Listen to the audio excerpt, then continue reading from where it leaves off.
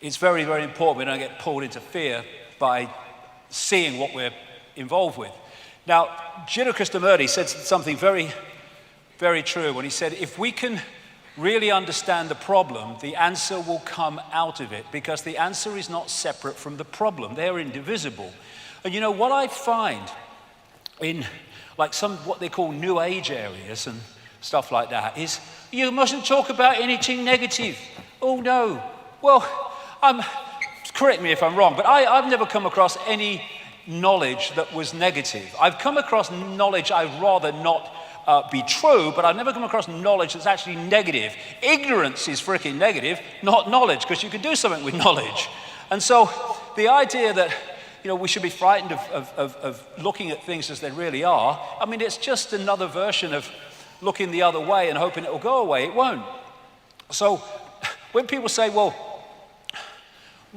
what's the solutions? Well, fundamental to any solution is to understand the nature of what we're dealing with. Because then we've got a much better chance of dealing with it. We know what we've got to deal with. And, you know, a lot in the conspiracy research arena, like I said earlier, brilliant. There's so many people involved in this now. But the vast majority of them will not go even close to where we're going to go in the next 2 hours or so, because of religious belief systems, or because, well, even if it's true and I say it, I'm going to lose my credibility. I think you lose your credibility if you don't go with what you believe to be true, and you edit that on the basis of what will people think of me if I say it. That's how we got into this freaking mess. And unless we understand how deep the rabbit hole goes and what we're dealing with, we're never gonna find an answer to it. And just stockpiling weapons and fighting the system is just playing into the system's hands for reasons that will become clear, indeed, possibly already have.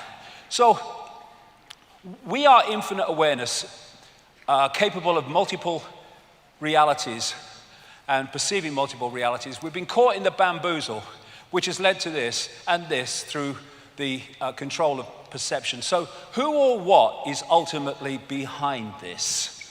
Or at least the depth of the rabbit hole we've got so far? Well, they ain't, for a start. Because they're just here today, gone tomorrow, people who are just puppets of a system that's here yesterday, today, tomorrow, and the next day. It's not him. I don't care if he's supposed to be the most powerful man in the world. He ain't. He's another bloody glove puppet. And anyone in that job, the same applies to. It's not him either. Here today, gone tomorrow, presidents and leaders who are replaced by other leaders. But the system, the direction goes on, because there's something behind that that's pushing that direction on. And nor even is it the corporations. They're still at the level of playing out the control. It's not actually at the point of creating it. It's not the origin.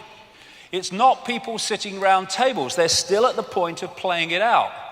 You can go into the shadows and you can get closer to where it's coming from, but you're still at the play out level. You go even deeper into the rabbit hole, really deep into the web. And that's where you find people like the Rothschilds and such like. You don't see us, but we control your life. But there's levels beyond that, where it's coming from. But where is it? Okay, well, I'm going to cut to the frickin' chase, really. The truth doesn't change because you don't want to hear it. Now, obviously, I can't go into great detail with this. I mean, the perception deception is that bloody big. The whole day is about connecting dots to show the picture. And all I can say is for 25 years, I've been full-time on this, and the evidence has brought me to this conclusion. There's no one out there, see? All that is, there's no one out there. And when you think that what we're seeing is only what is within a narrow band of visible light, and then you think what possibilities lie beyond that in the great infinite forever, the idea that we are alone is absolutely beyond ludicrous. And the fact that you can be seen as crazy for believing that shows how inverted the system is. This reality, this infinity, is teeming with different expressions of life. And some of it's interacting with us. This is Professor of Mathematics and Astronomy at Queen's Mary University, London, Bernard Carr. He said, our consciousness interacts with another dimension, actually many other dimensions. Our physical senses only show us a three-dimensional universe. What exists in the higher dimensions are entities we cannot touch with our physical senses. Exactly. So, the idea that we just operate in isolation of everything else is, for me, crazy. So, like I say, I'll cut to the chase.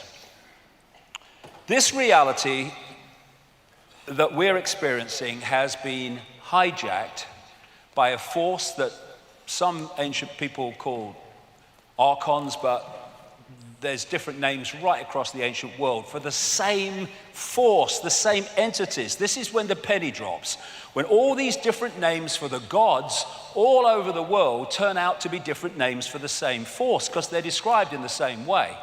And all over the world you see this. In the Far East, Central America, and other places, they're known as the serpent gods. The Zulus call them the Chitahuri, the children of the serpent. They're the Anunnaki in Sumer, Babylon, now Iraq. They're our snake brothers to the Hopi people of North America. They're the star people, many, many examples of that. They are the demons of Christianity. To the Gnostics, they are archons. And to the Islamic and pre-Islamic world, they're called the jinn. And in their prime form, they are energetic in nature, but they can take form, as I will talk about. So, like I say, they're described so much in the same way, because they're different names for the same thing. So, the Gnostic people, not the Christian Gnostics, the pre-Christian Gnostics, that ran the great library at Alexandria, and they also manifested as the Cathars in southern France. They say that the archons are made from luminous fire. The jinn, according to Islamic and pre-Islamic belief, are made from smokeless fire. And you see this correlation of description wherever you go. Now, this, for me, was one of the great finds ever in terms of understanding the nature of what is happening.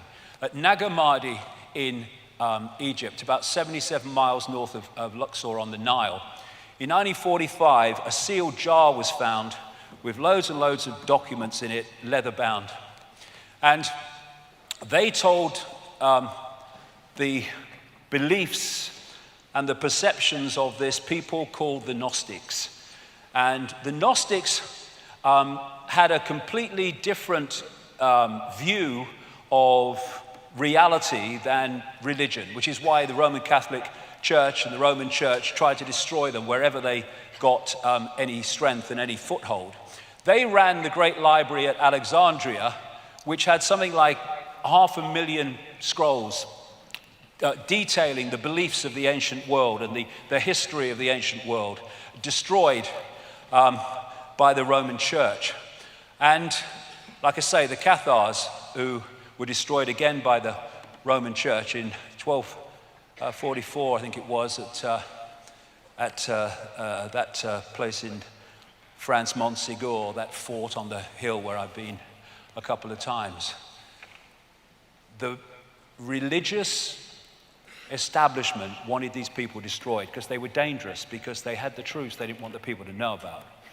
And this is what these scrolls and this find at Nag Hammadi said. 1/5 of the texts, and there were lots of them, were about a force they called the archons, which they say created our physical universe, and they equated them with the Judeo-Christian Yahweh Jehovah God. And when you see the Old Testament kill 'em and flog 'em and all that stuff God, it fits precisely with the descriptions of the archons by the Gnostics. So what they say in these writings, in these texts, is that, well, first of all, archon means prince, ruler, authorities, or from the beginning. That's why they use the word archon. They said that the archons and the Lord Archon, which they called the demiurge, was a fake God that created our physical or material reality as we perceive it. The Gnostics related the demiurge, like I say, to the Judeo-Christian Yahweh, Jehovah God, and they are inorganic, not resulting from or produced by growth. They are artificial. And they say in these texts that they created the inorganic parts of the solar system, but that the sun, the moon, and the earth were a system that were of itself and different from the rest, which was kind of interesting with what will come later. They said that the demiurge archons had no creative imagination and envy humans because we have. They're like cyborgs. Again, we're coming back to the inorganic. Like cyborgs, a robotic race that can imitate but not innovate. And the word they used was counter-mimicry. Now, what they were saying, in effect, is if you gave these archons a blank sheet of paper, they could create nothing on it. They don't have that creative imagination, that what was called intentionality. But you give them something with a piece of paper with something on it, and they can twist it and manipulate it once it exists. And they used the term fantasia, because these entities, they said, just as the Islamic people say about the jinn, have the ability to create virtual reality illusions. They're mind parasites. They possess humanity and manipulate the way they perceive everything. And they say the word you could use more than any about the archons was deception. They are deceivers.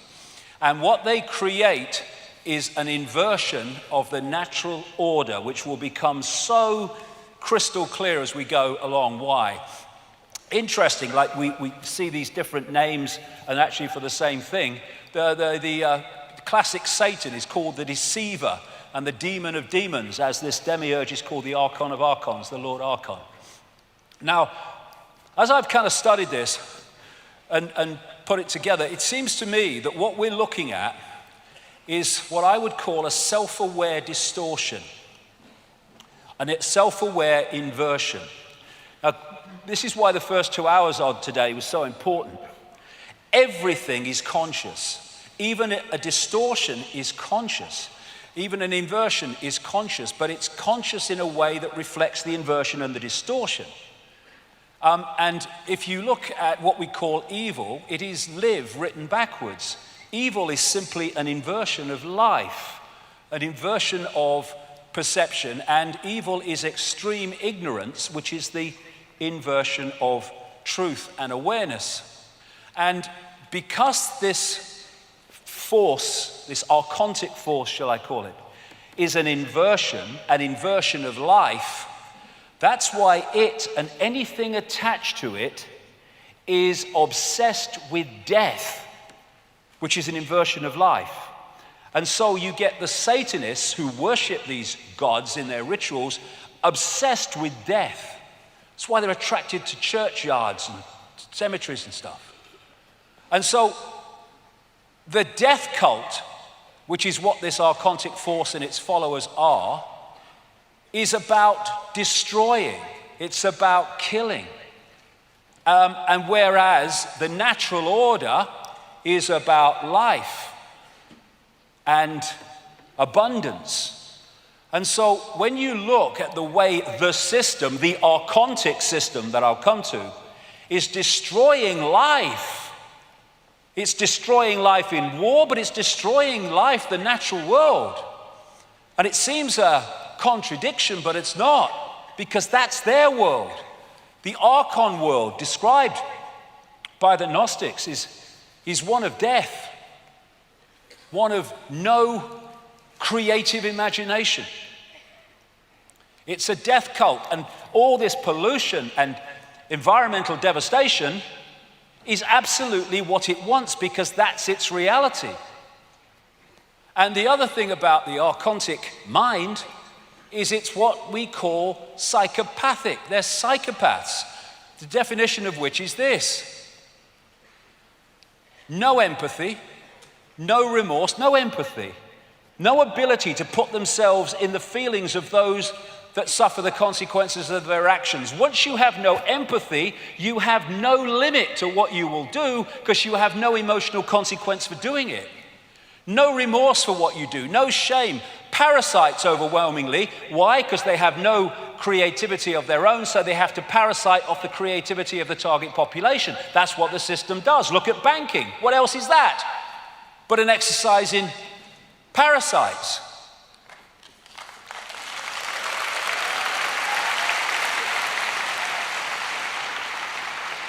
And these people, which manifest as many world leaders and all the rest of it I'll come to, are pathological liars. What is a pathological liar? An inversion of truth, inversion. And they'll do whatever it takes to get their end goal.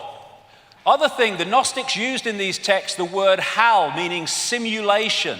They talked about the fact that these archons could create what we would call virtual realities through controlling perception. They said about the archons, they make something appear to happen that does not happen. They can induce a virtual reality experience in the translation. And what do the Islam and pre-Islamic worlds say about the jinn? They can manipulate humans by creating illusions. This will become big time relevant the longer we go into this 2 hours. So we're back to this, that what our reality does or is, it's possibilities and probabilities folded into existence by perception. So this whole archontic system is about programming our perception, programming a distortion of our perception, an inversion of our perception, which is why we live in a madhouse, because it's an inversion of the natural order. So the idea is to disconnect the human mind, the human droplet, from the ocean and lock us into this tiny set of frequencies which then we perceive as all that there is to see, and gotcha.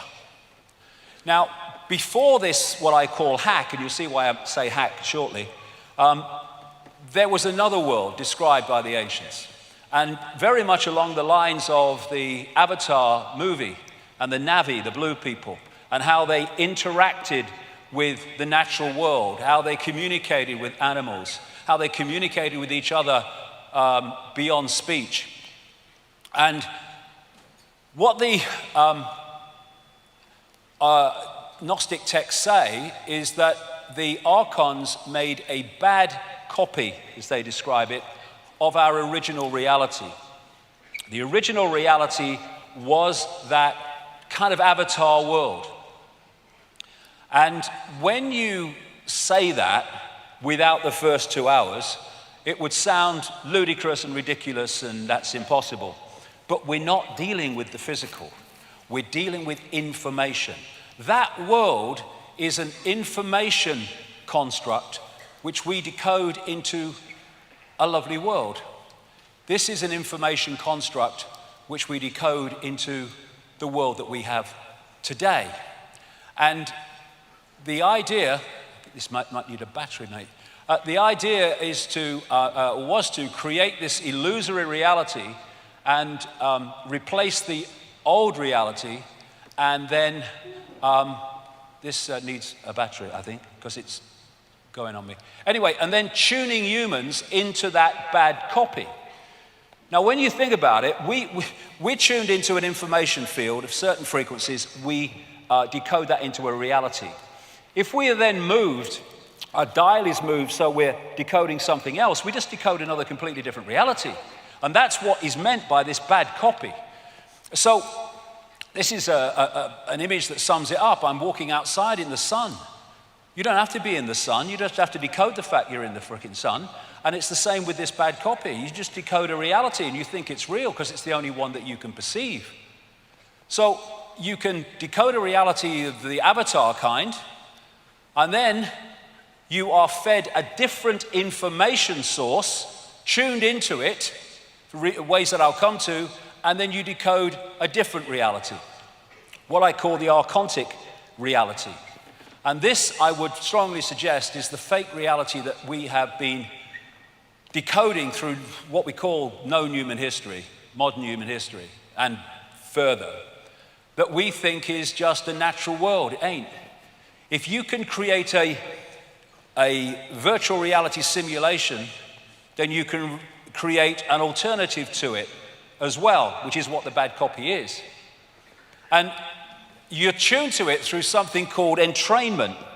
Entrainment is the process by which, if you have 3 violins and they're all plucked to the same note, therefore they are the dominant frequency, put another violin in there, either plucked to another note or not plucked to any note, and it will start vibrating in sympathy with them, because they're the dominant frequency. And if you can create a dominant frequency, then you can start to entrain the human decoding system into that frequency, and suddenly you're decoding a completely different reality. And once that happens, they gotcha. If you don't realize that's what's happened, because to you, well, this is how it is, mate. This is the world, isn't it? Well, what world is it? That's my question. And, you know, I liken this archontic distortion, inversion, to a computer virus. It absolutely fits. A computer virus, in our terms, obviously not exactly the same, infecting human perception. So what is, like I said earlier, a computer virus? It's rogue information. It's just introducing into the original system rogue information which distorts their word again and inverts the original system. So this is what a computer virus can do.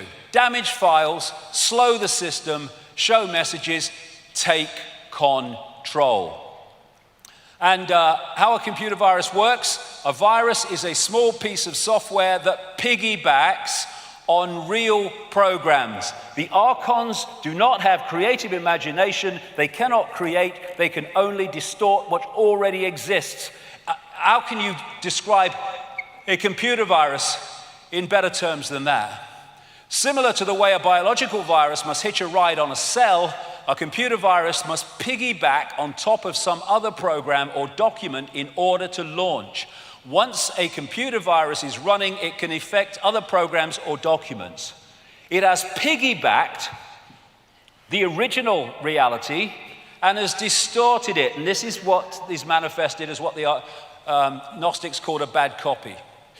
Now, we are taking energy, sustenance, from the energetic field.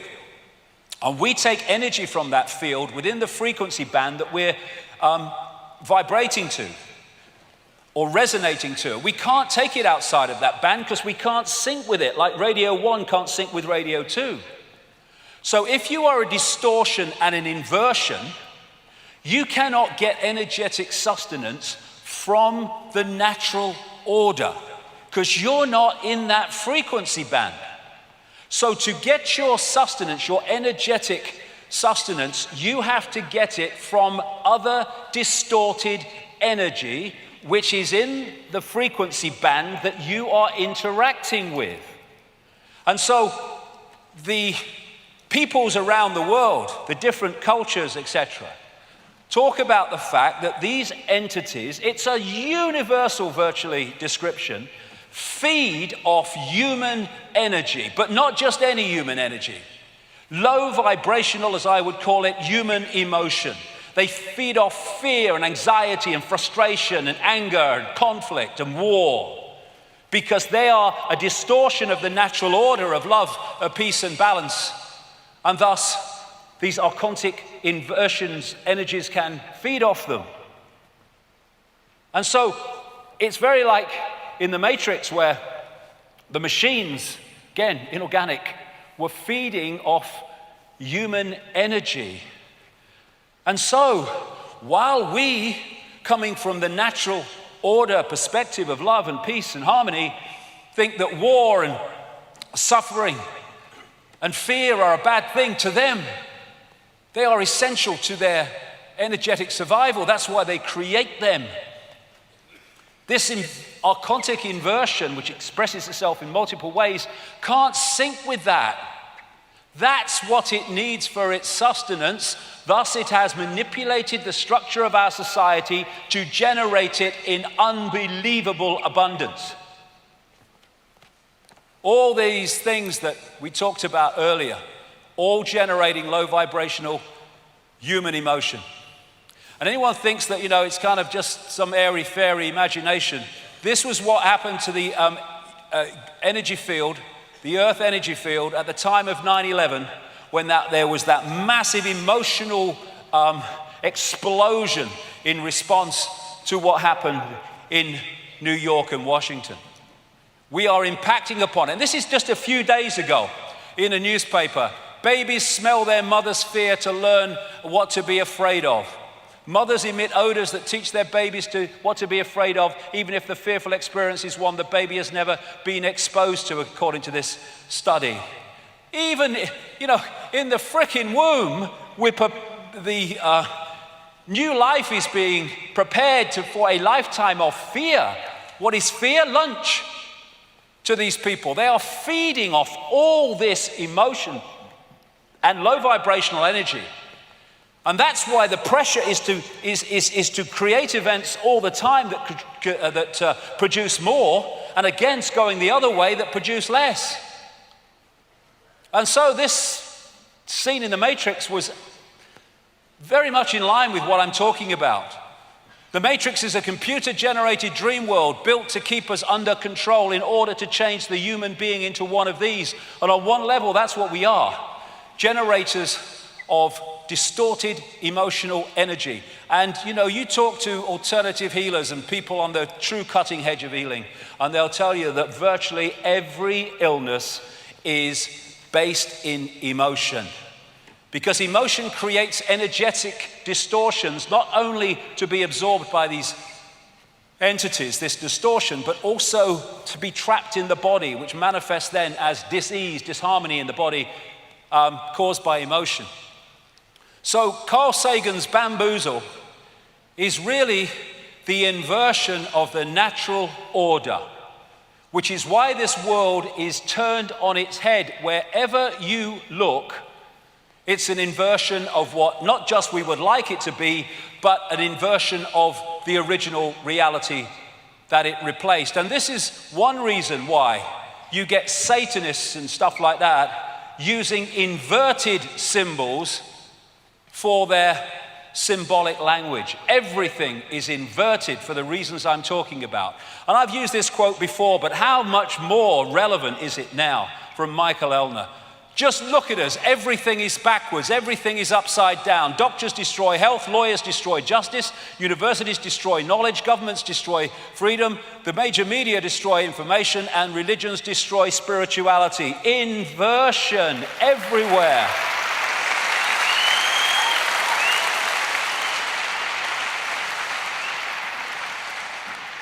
And these expressions of this archontic force are genetic liars, because lying is an inversion of truth. And this archontic energetic inversion, distortion, is not in this reality in form, although it can be, as I'll come to, but it exists in a reality very close to this one. And the idea is to distort our reality more and more, so it starts to blend and combine and come together with theirs. They are seeking to turn this reality into an extension of their reality through distortion and inversion. Now, this is even Alexander. He said that when he had his massive near-death experience, the first place he went to was very unpleasant. And to me, what he described was very much like this archontic realm that I'm talking about. He said he heard the sound of rhythmic pounding that was distant yet strong, a little like a heartbeat, but darker and more mechanical, that keeps coming up. Cyborg. Like the sound of metal against metal, as if a giant subterranean blacksmith is pounding an anvil somewhere off in the far distance. Pounding so hard that the sound vibrates through the earth or the mud or wherever it is that you are. Reptilian, worm-like creatures crowded past him, he said, and sometimes rubbing against him with their smooth and spiky skins. Faces bubbled up out of the darkness and became ugly and threatening. The pounding intensified and became like the work beat for some army of troll-like underground workers. He became aware of a smell, a little like faces, a little like blood, a little like vomit, a biological smell, in other words, but of biological death, not biological life. And whatever, that fits absolutely the descriptions of these entities and this inversion. and they're seeking to bring their reality into ours by syncing their frequency. The Golden Age society, the way it's described, and again in the way the Avatar movie portrayed that society, was a heart society. This was the point from which they interacted with the world, the heart, which allowed them to experience reality outside the bounds of time and space. When you come from the heart, you don't do hatred. The heart doesn't hate. The heart doesn't seek to destroy. And so this inversion was about taking the point of interaction with the world from the point of love, heart, into the emotions. And how do we see now our society and how people interact with it from the level of emotional response and emotional reaction instead of here? And when that moves to that we interact with the world here, the world dramatically changes. And so, like I said earlier, with this heart coherence with the central nervous system and the brain, once we get into this, we start to disconnect from the heart, disconnect from beyond time and space, and start to have this as the governor of our perception. And if you take it in a computer game terms, the idea is to pull us into the lowest level where this archontic force works from. Now, these Gnostic writings have been estimated to have been buried in that sealed jar between about 350 and 400 AD, which corresponds with the destruction of the great library of Alexandria run by Gnostic thinkers. But it's suggested that they were possibly written about 100 AD. In those documents, all that time ago, best part of 2,000 years, they say that the archons can take form, and the main forms they take are reptilian entities and those known today as greys. The archons describe the greys as like an unborn baby or fetus with grey skin and dark, unmoving eyes. That was nearly 2,000 years ago, and it's the same description as what we call grey entities today in the modern world.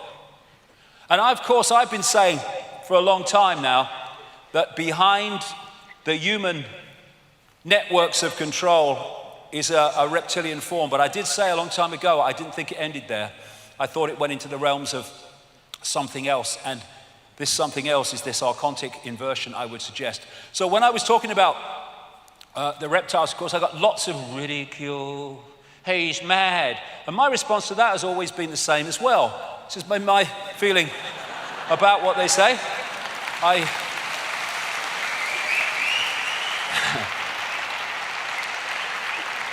Because I simply want to know what the bloody hell's going on, me. Just want to know what's going on. Whatever it is, I want to know. And if people don't like it, well, they do the other thing, that's just as good. But is it madness, or is it seeing beyond the program? Like I say, condemnation without investigation is the height of ignorance. But they say it's rubbish, but they don't investigate it.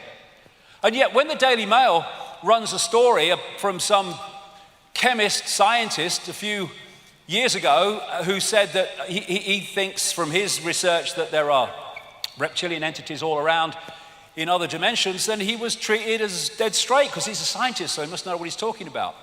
And there was another study which was kind of projecting what some of the dinosaurs would look like if they hadn't been wiped out, as they say. And they came up with the fact that by now they would be humanoid reptilian entities like that, which is interesting because when you look at the descriptions around the world, this is a Zulu description, this is a painting made by a Spanish artist who said he interacted or experienced these reptilian entities. They are described in remarkably similar ways. And this is something called the Charney Project. And it's one of those kind of things that happen so often when I'm researching. I'll come to conclusions and I'll write it, and then something will come along and it will say, look at this.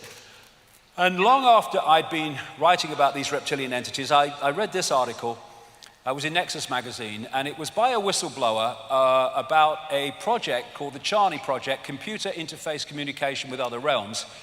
And he said that in the 1990s here, 1994, for 5 years, they, at a kind of similar thing to what's happening at CERN, it was one of these collider things, but in Africa and smaller. For 5 years, they interacted through computer systems with an entity in another dimension, another reality, and asked a total of 20,000 questions. And interestingly, this is what came through this entity, according to this Charney Project. A reptilian race was holding back humans so they couldn't grow. The entity said they had fought many battles against the reptile race in their own reality. Humans were more evolved spiritually than the reptiles, but they suppress humans with their technology. Their God is their technology. That will become seriously relevant later in the day. But look, what did the Gnostics say? That humans have creative ability, where the archons don't. It says here, more spiritually evolved than the reptiles, but we are suppressed through technology. And what I was talking about, tuning humans into the fake reality, this brings us to endless stories of the manipulation of human genetics. Some appear in things like the Bible, but you find them all over the ancient world, again, relating to these gods of different names, which turn out to be basically the same. So in the Gnostic writings, they talk about, and remember, these have been in a sealed jar since about 350 AD. They've not been tinkered with and changed like the biblical texts that were expressions of these in many ways, but were out in the public arena and therefore could be changed. These have been sealed all that time. The Lord Archon, what they call the Demiurge, said, "Come, let us create a man according to the image of God and according to our likeness, that his image may become a light for us, a vehicle for us." And this brings us to the biblical texts, which again are mirrored all over the ancient world. There were giants in the earth in those days, and also after that, when the sons of God came into the daughters of men, and they bare children to them. The same became mighty men which were of old, men of renown. And you know, in this Noah film in 2014, they symbolized the bloodline with the human finger and the reptilian covered finger. Very, very symbolic and very true. Now, anyone thinks that all this genetic stuff is modern. It ain't. This is known as the genetic disc for obvious reasons. It was found in Colombia, and it is thousands of years old. And on this disc, which is incredibly well preserved, are images of human eggs and sperm that can only be seen under a microscope. And it talks about the birth process internally as well as externally, and the entities that it is portraying certainly ain't human. And you've got the Zulu, Chitahuri, the children of the serpent, with Credo Mutra, who's right into his 90s now. And this is one of the paintings he did of descriptions of this Chitahuri. And on one of his ancient artifacts that goes back at least 500 years, called the Necklace of the Mysteries, these images, these symbols, are used by the Zulu shaman to tell the story of Africa and the story of the human story. And pride of place at the front is a non-human entity and a human woman. And let's say that fits into that. And this is one of the flying saucer type image at the bottom. And I asked him what that was. He said, that's what the stories say the Chitahuri came to Earth in. But this, he said, is symbolic of the interbreeding between humans and the Chitahuri to create a hybrid race.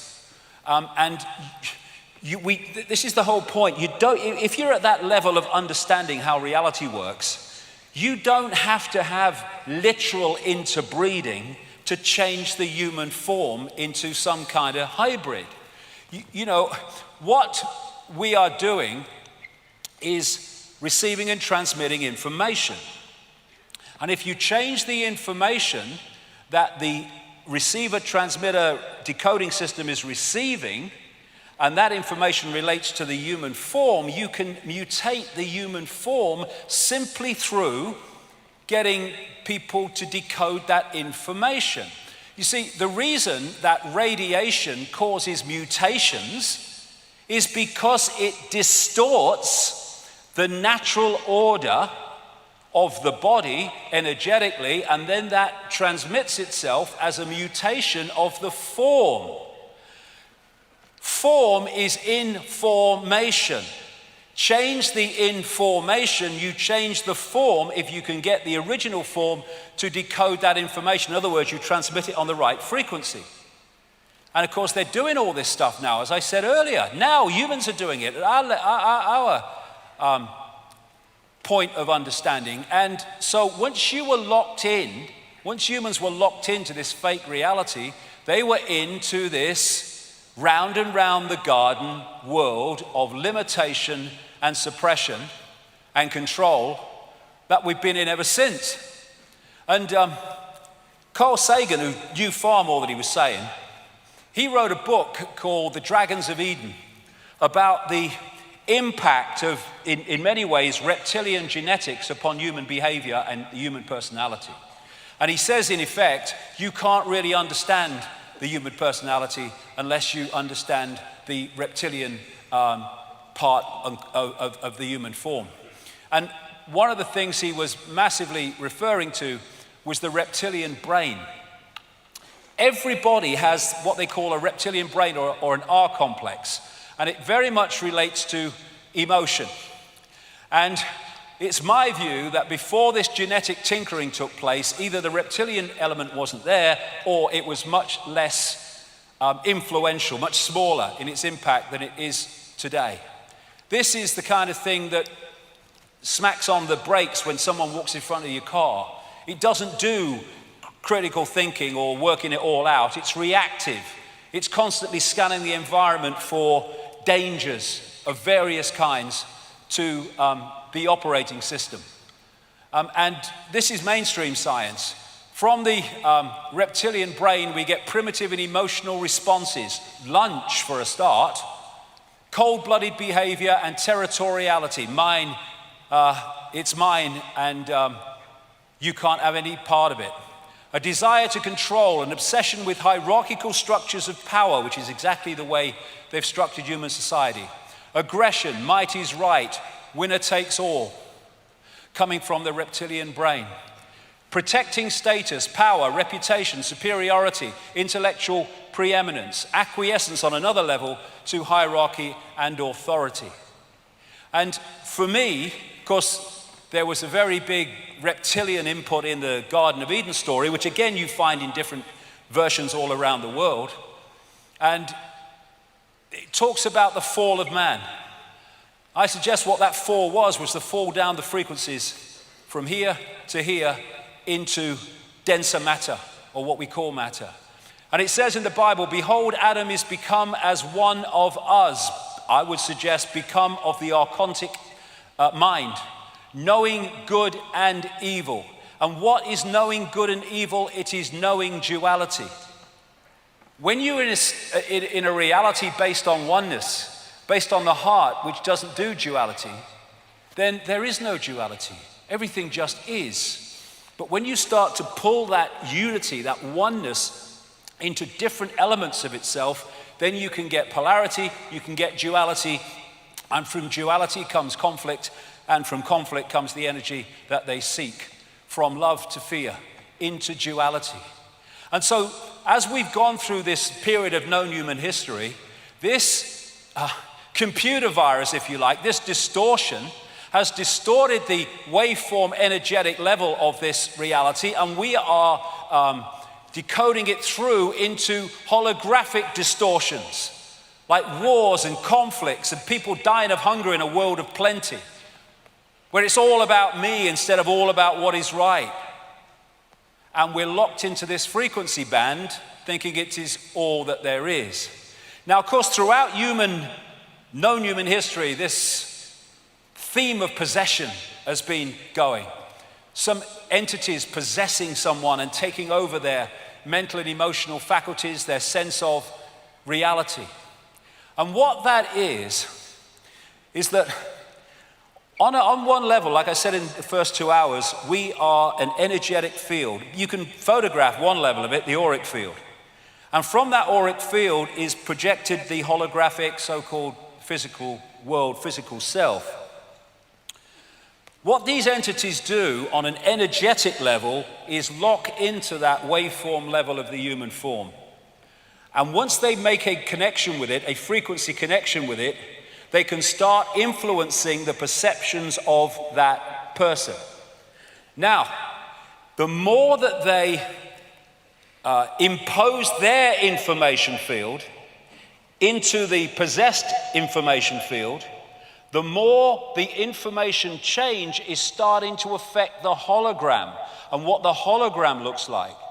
And when you therefore get these possessed people that actually start to form, that's because so much of the information from the possessing entity has entered the possessed entity that it has started to change the nature of the holographic form. And so you get the exorcist type shift with some devilish face taking over from the human one. But that's an extreme version. But if they can lock into any level, they can start to influence your perception. And interesting, this is a Native American concept of inside of us are two wolves.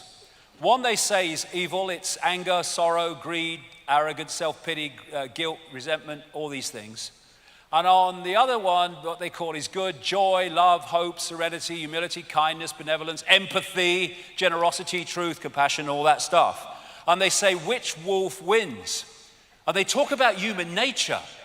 Well, it's human nature, mate. But is it? Is that human nature? Or is that the distortion seeking to impose itself on human nature? And imposing itself so much that that concedes itself to that and collectively creates a world that reflects that. Which one wins? Well, which one wins in their terms depicts which world wins. That love, benevolence, empathy, think of the world that would create and once was before the hijack, compared with the world we have now, where we are manipulated more and more into destruction and conflict. Giordano Bruno again. The divine light is always in man and woman, presenting itself to the senses and to the comprehension, but man rejects it because that divine light is beyond the program, consciousness beyond the program, and if we don't reach that level of frequency, we cannot connect with it, and that's what the archontic forces are focused on doing, is holding us out of that connection. So, in plain sight, reptilian gods, it's all over the place. The oldest form of human worship is the worship of the snake or the reptile or the serpent. It goes back at least 70,000 years in Africa, Botswana, the Salido Hills, where the San people, better known as the Bushmen, say that the great python came with a bag of eggs to create humanity. I would say actually to manipulate humanity that existed at that time. This is a guy called Reverend John Bathurst Dean. I won't go through it because we've got so much to get through and I've been through this before. He wrote a book called Worship of the Serpent in 1933. It was a work on the study of worship of the serpent and the snake and the reptile imagery all over the world. It was massive. And he concludes that what follows after his research and all that is that the most ancient account respecting the cause and nature of the seduction of humanity must be the one from which all the rest are derived, which represent the victorious serpent, victorious over man in a state of innocence and subduing his soul in a state of what he would call sin into the most abject veneration and adoration of himself. And he's talking there about the whole concept, wherever he looked, of the fall of man was always related to some serpent figure, not just in Christianity, all over the world. Now, you can find serpent figures. This is a serpent, female and baby. This was one of the finds in the area now known as Iraq, Sumer, Babylon, etc. And it was the Ubaid people, which preceded Sumer a long, long time ago, BC. And You can see in the way they portrayed the pharaohs in Egypt. The cobra, as Craig Mutwa pointed out to me, is a massive symbol of this, what I would call now archontic race, this reptilian race that can take a reptilian form. There's the cobra head on the pharaoh. There's the belly of the cobra. There's the cobra coming out of what? The third eye. The Druids used to worship a serpent god called Hu. And this is the Nagas, a reptilian race in Asia that they said could take either human or reptilian form. Or there's the Mayan people. They worship the serpent god Kukulkan. And the folklore describes, of course, dragons and serpents. Then you've got the fairy stories of the prince turning into a frog, the frog turning into a prince. And what they call these reptilian bloodlines, which I'm going to come to, are the royal bloodlines, because they are the bloodlines of the gods. And of course, in the East, the dragon is a massive central point in their imagery. You find around the world this theme of part serpent, part human, all over the place, the duality of them. And this is another common thing that you find, the serpent eating a human or eating a human baby, all over the place, all over the world. And you see it on Alfa Romeo even. And note the crown. Note how often the crown is used, because these are considered royal bloodlines, these particular serpent archontic human bloodlines, which I'm going to come to. And when you look at the Hollywood and televisual portrayals around the world of non-human entities in reptilian form, they are incredibly the same or very, very similar to what people have described who've interacted with these entities. They worshipped the fish gods, as they called them in the ancient world, with the scales. And the fish god priests used to wear a hat like that because it was a fish head. And all the way through, this same theme has come into the Roman church, into the Christian church. And there you see the mitre, the fish head, the same as the worship of the fish gods in the ancient world. And there you see it in this country as well. So what you're looking at is secret societies. They worship a certain force, a certain god. You get religion. They're worshipping a certain god. They think they're different gods, but actually it's the same gods. And then you get Satanism. And at the level of Satanism, they are more knowingly worshipping the archontic satanic gods. But in the end, all these different forms, although the vast majority of them have no idea that's the case, are ultimately worshipping this force with tremendous implications that I'll come to. So, I mentioned these bloodlines. This archontic force does not operate in this dimension in the sense that this is not its frequency. So if it wants to pull it to be its frequency, but it can't be its frequency at the moment. So it needs a vehicle within visible light to work on its behalf while it works from the hidden. And so certain bloodlines were created specifically to be that vehicle. Human, archontic, human, reptilian hybrids. And you see the symbols of them with the number of times you see reptilian imagery in the coats of arms of the aristocracy and stuff. Of course, the City of London, the financial district, which is massively involved in the global conspiracy, also has tremendous reptilian imagery. Now, these bloodlines are like the in-betweeners, if you like. You've got the visible light frequency band, and you've got the entities outside of the band. These are the representatives within this frequency which can interact with this frequency and do the bidding of this hidden force. And like I say, it's like the scientist who can't work inside a tank with something that's dangerous, so he puts the gloves on and works from outside the tank and works in it through the gloves. If you take the scientist to be this archontic force, the tank to be our reality, and the gloves to be these bloodlines, that is the dynamic that we're looking at between this hidden force and the one we see.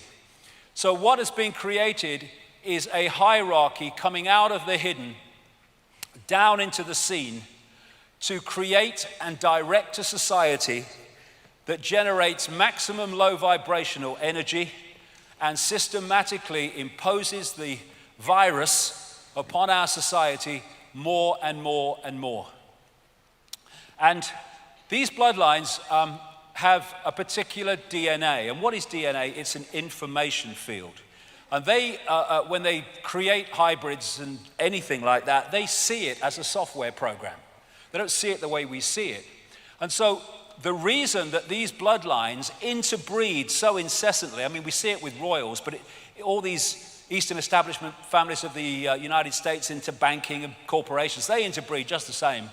It's to hold this information field, which has a certain series of personality traits which the archontic force wants in these hybrids because it makes them work on their behalf without any compassion or empathy or question in terms of the impact and suffering that they make people have. So this information field, this DNA, this hybrid, has the natural order traits that I talked in that wolf's image. It has them deleted. They have the ability to empathize deleted, the ability for remorse deleted, the ability to feel any emotional impact for what they do to others deleted. And what they are describing are psychopaths. These people are psychopaths in our reality on behalf of psychopaths operating outside our reality, because they are an expression of this. No empathy, no remorse, no shame. How on earth can you bomb the living shit out of Gaza and have no emotional impact?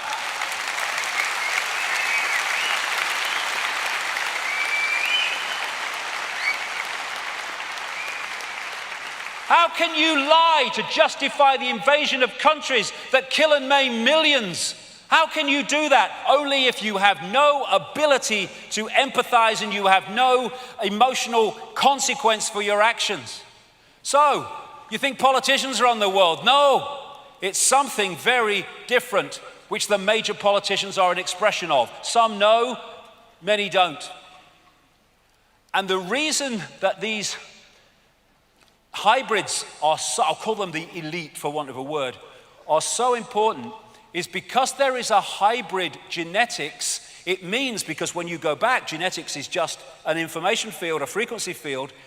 The frequency of the hybrid is closer to the frequency of the archontic entities than the general run of the human population. So the ability to possess, control, and dictate their behavior is far more powerful with the hybrids than it is with the general population that have a different genetics.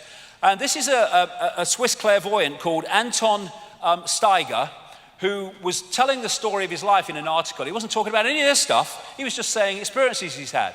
And this was one of them. He can see beyond what we call the physical into the energetic levels. When I see people in business or politics who are particularly trapped by the material world, for example, I notice that they no longer have any light bodies at all. In many of these people, the point of light at the heart chakra, here we go, which is otherwise always present, is no longer visible to me. What do we call psychopaths? Heartless people. Instead, I see something like a layer of shiny tar around them, in which a monstrous being in the shape of a lizard can be distinguished. When such people speak on television, for example, I see a crocodile shape manifesting itself around the person like a concave mirror. I don't see the light of their throat and forehead chakra. And I've talked to people all over the world that can see beyond the physical, who don't describe exactly the same, but it's very, very similar in terms of this possession. There you go, there's one of them, look. It's just a trick of the light, don't worry.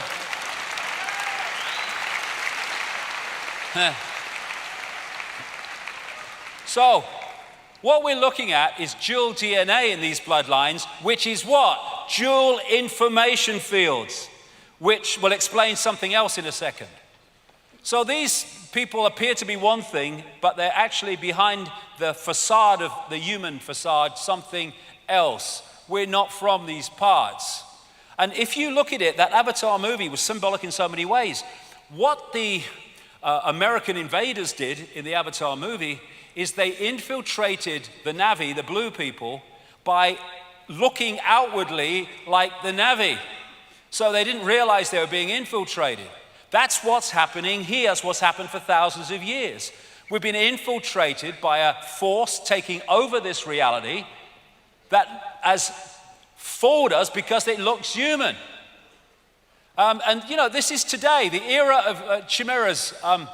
Scientists fearlessly create bizarre human animal hybrids. Did you know that scientists are creating cow-human hybrids, pig-human hybrids, or even mouse-human hybrids? They're doing it now at our level of knowledge. And one day, very soon, or sooner than later, all the people have taken the piss all these years are gonna have to face the fact that this is freaking true, and this is why the world is as it is, and when we understand it, we can do something about it.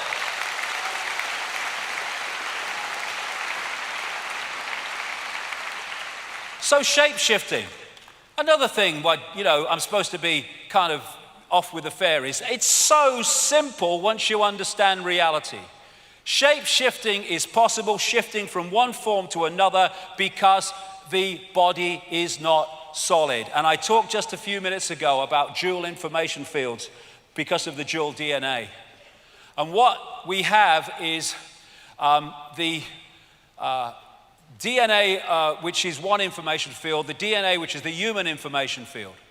And what happens is, as one information field becomes dominant, it changes the holographic projection of the dual field. So, most of the time, virtually all the time, when we see them, they are projecting the human part of their dual DNA, which projects into the holographic world as a human-looking hologram.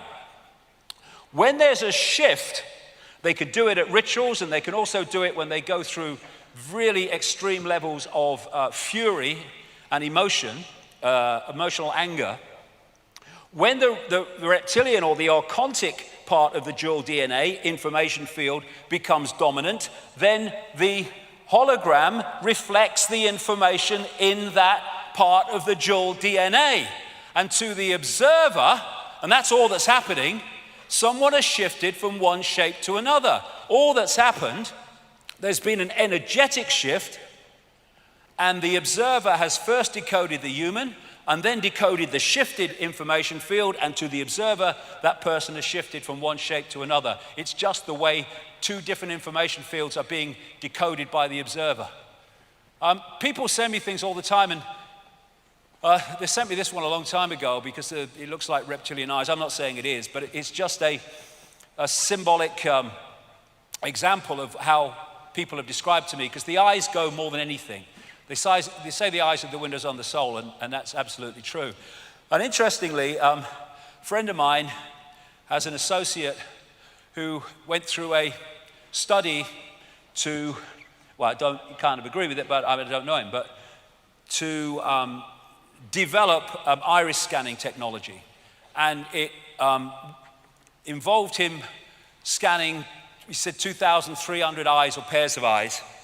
And he said to my friend, the most amazing thing about the research, as he looked at the eyes at very, blown up level, that around 4% of those he looked at appeared to be of reptilian type in appearance.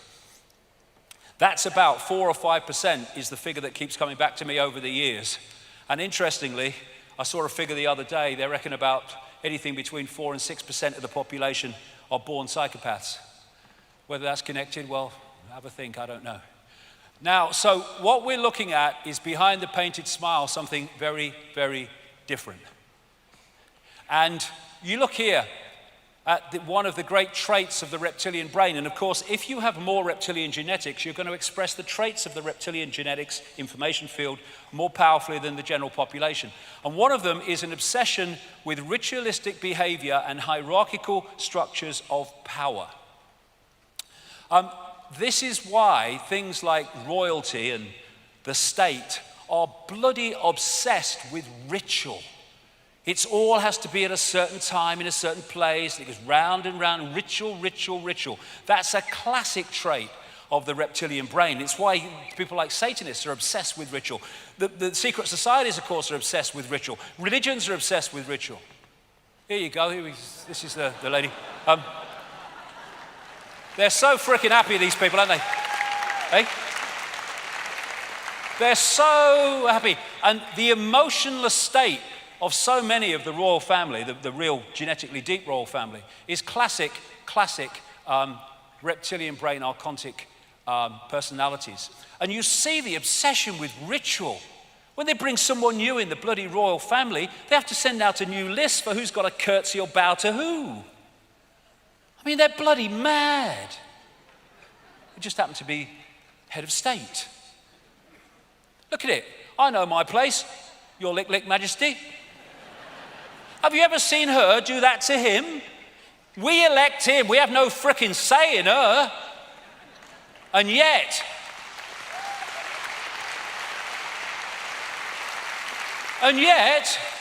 all these professions that are supposed to be serving the people and anyone who wants to become a citizen, they don't have to pledge allegiance, an oath of allegiance to the people or the countries, to her, to the frickin' monarch. They have no power, they're purely symbolic to bring the tourists in. Bollocks. Yeah, like, they're not even bloody British, the German royal family. Oh, look, Philip, is that the Luftwaffe? I mean, what the fuck?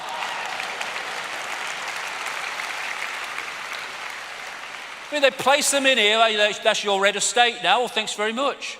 Does she speak English? Look in this one. We parasite off you when we have contempt for you, but you just let us do it while asking God to save me. What the fuck? God save the Queen! Bollocks to the Queen!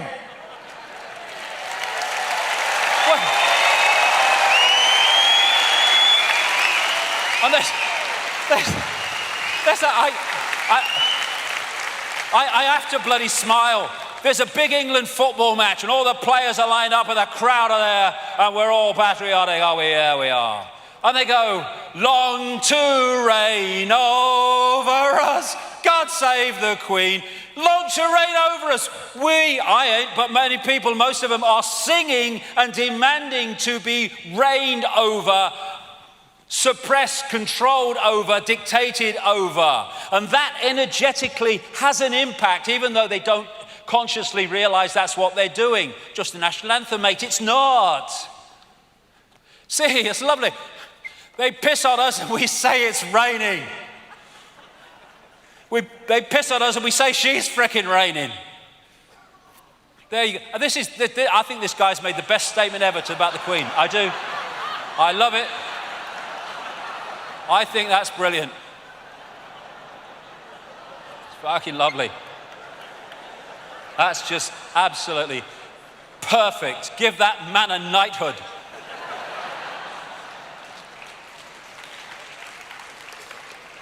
So, in plain sight, this elite, it's not just arrived in the last few years. There's been a journey. It goes way back further than this, but you can pick it up in this ancient period when these very advanced societies, compared with much of the rest of the world, started to emerge in Mesopotamia, Sumer, Babylon, Egypt, the Indus Valley, and China. And these bloodlines came out of these ancient societies. The Chinese emperors used to claim the right to be emperor because of their genetic descendants from the serpent gods.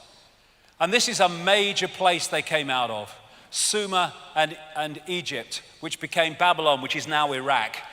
The fact they're bombing the shit out of this place over and over and over and over again is because it has massive energetic, I can't go into it now because it's too long even for the time I've got, but it's got massive energetic significance globally.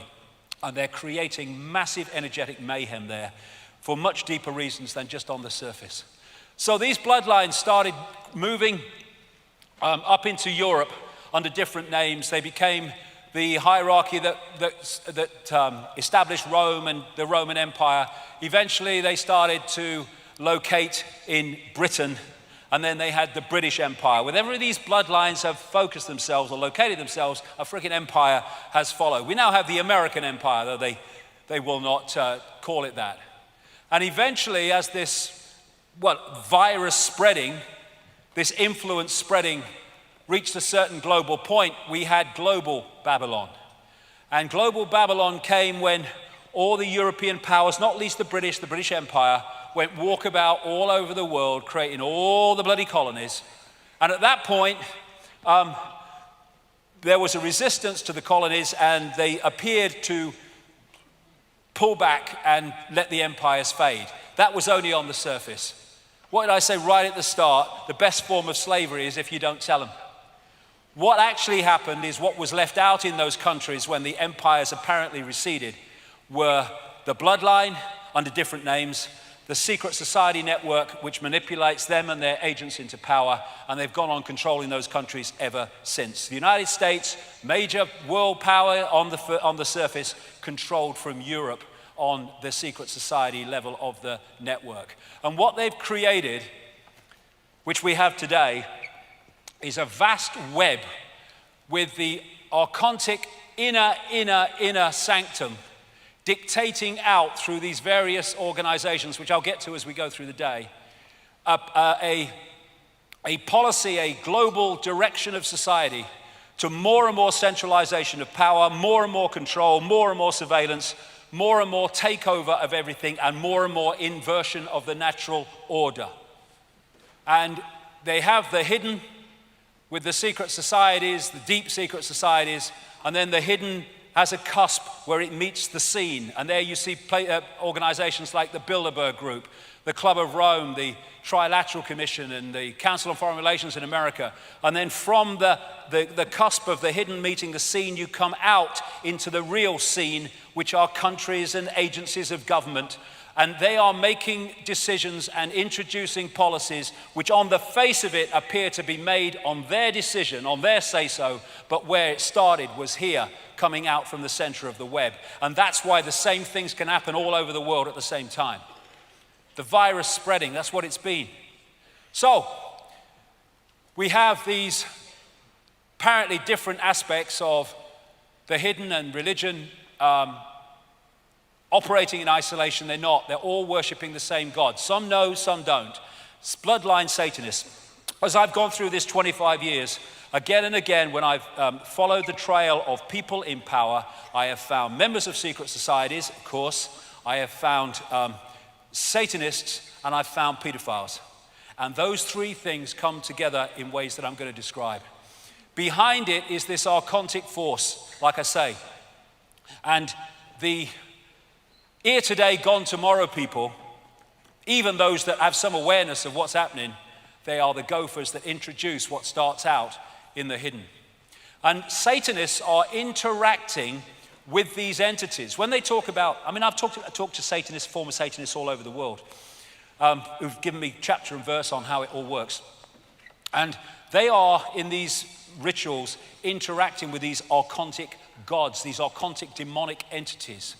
And what is happening is in the archon realm, where these major satanic rituals are taking place, in the archontic realm, there are rituals taking place. When I say rituals, there is manipulation of energetic fields taking place to mirror the energetic impact of the rituals that are taking place in the satanic ritual within our reality.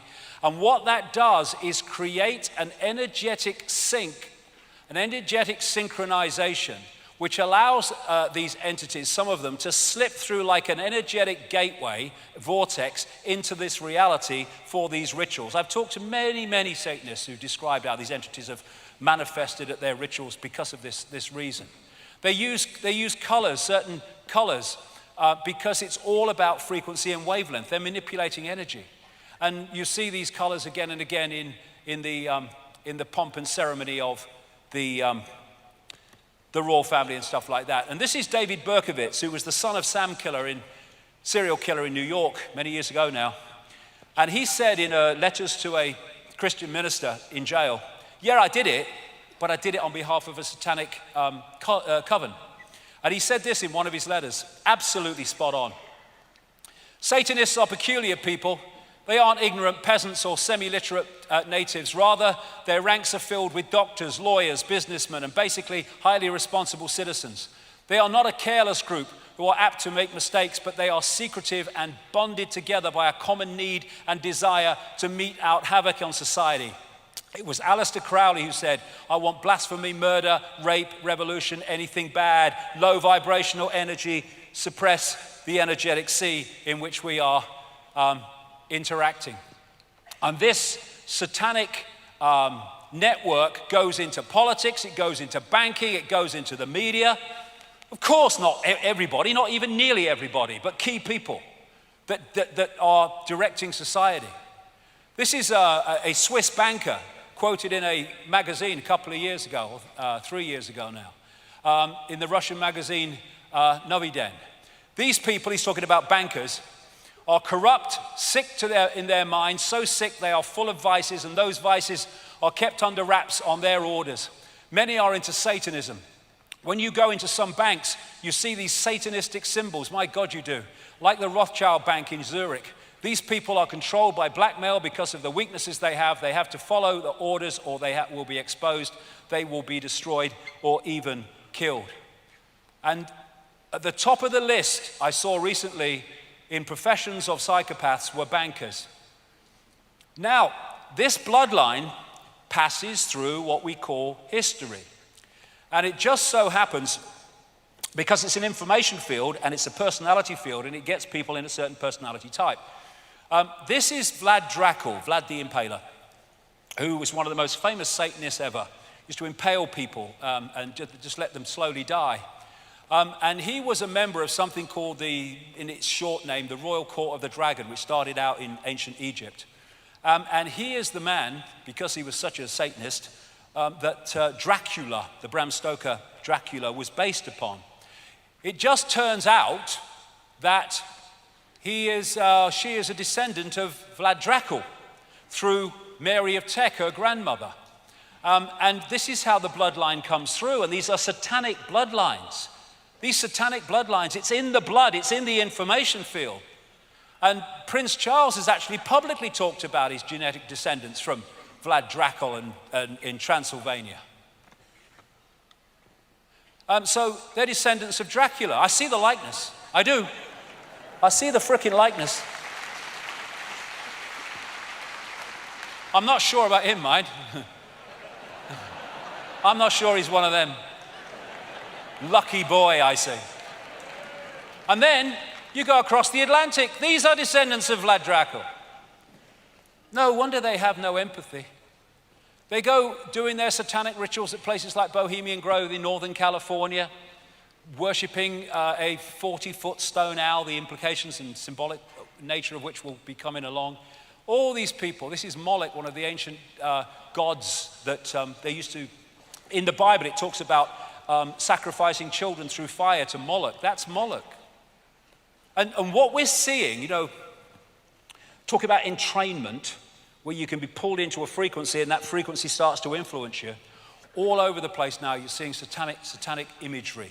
In Grammys go satanic, the satanic stage shows, videos and all that stuff. Here's the Thriller. It was all about kind of Satanism with the serpent eyes with Michael Jackson. They making vampires sexy through things like Twilight. Then we have Halloween, we're just coming up to, Satanism Light. It's pulling people in. The real Halloween sees phenomenal numbers of children and others, but children sacrificed all over the world. It's one of the great satanic ritual days. And now they've got kids turning it into a form of Christmas, which is another form of their ritual, which I'll come to later. And the real trick or treat was when the Druids knocked on people's doors and demanded a sacrifice of a girl, and then, sacrificed her, killed her, and burnt her on the bone fire, where bonfire comes from. And now we're having kids do it, trick or treating. It's pulling kids into this frequency. And here we have in America a satanic temple to distribute materials to school children in Florida.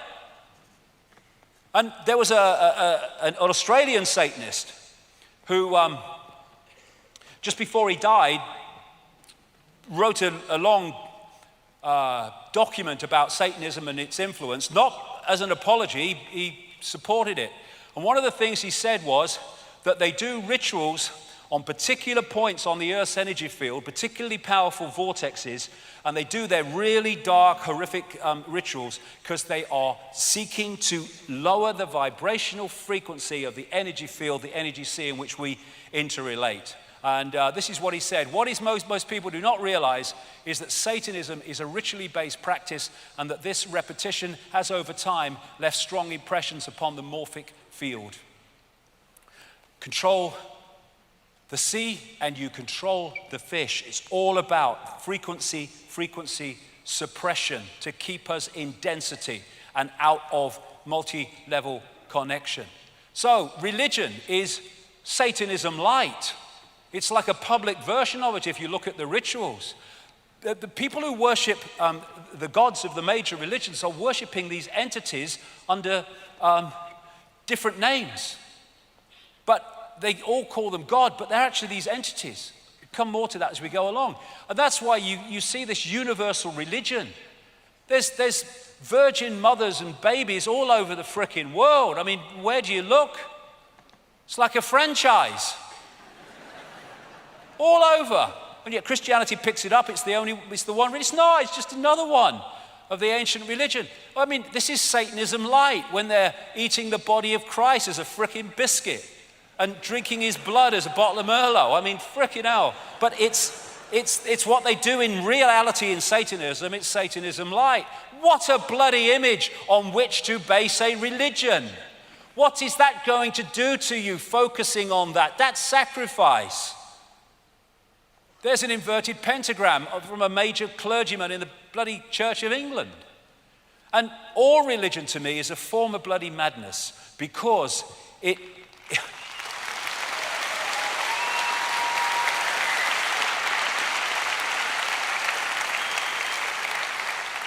it's so squeezing the perception of possibility that you only need what it says between these two covers to understand the friggin' world, even though you don't even understand the friggin' book.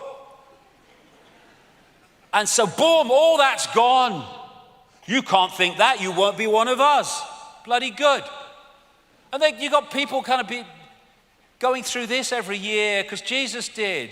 And because some mate of bloody Mohammed was cut up hundreds of years ago, they do it on the day it's supposed to have happened every year. It's freaking insanity. Religion summed up. Eskimo. If I didn't know about God and sin, would I go to hell? Priest. No, not if you didn't know. Well, why did you tell me? I mean, that's it, isn't it? Did I say the world was mad? I might have mentioned it. Religion, you couldn't make it up. Oh, sorry, they did. They did. They did. Yes, look, he's going away to condemn gay marriage. Look, you know what I mean? Unbelievable. Unbelievable. And look where these major religions came from. These major points that I told you the bloodlines came out of. When you look at that Sumer, Babylon, Egypt, out of there came Judaism, came Christianity, came Islam, came many other of these sub-religions. And as this guy said, Robert Ingersoll, there can be but little liberty on earth while men worship a tyrant in heaven. The question is, given the Gnostic writings and the other information from cultures galore, what is the nature of that tyrant in so-called heaven? Now, into this mix comes this. I said earlier that when I investigate people in power, invariably, not all the time, but invariably, you come over secret societies, Satanism, and pedophilia. There's a reason for that, and it fits into what I'm talking about. In 1998, I put this book out, The Biggest Secret, which exposed former Prime Minister Ted Heath as a Satanist, child-killing, child-sacrificing, child-torturing pedophile.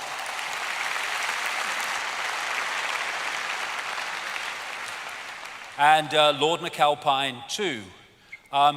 Nobody said anything. A journalist read the passage to Ted Heath days after it was published. Nothing happened.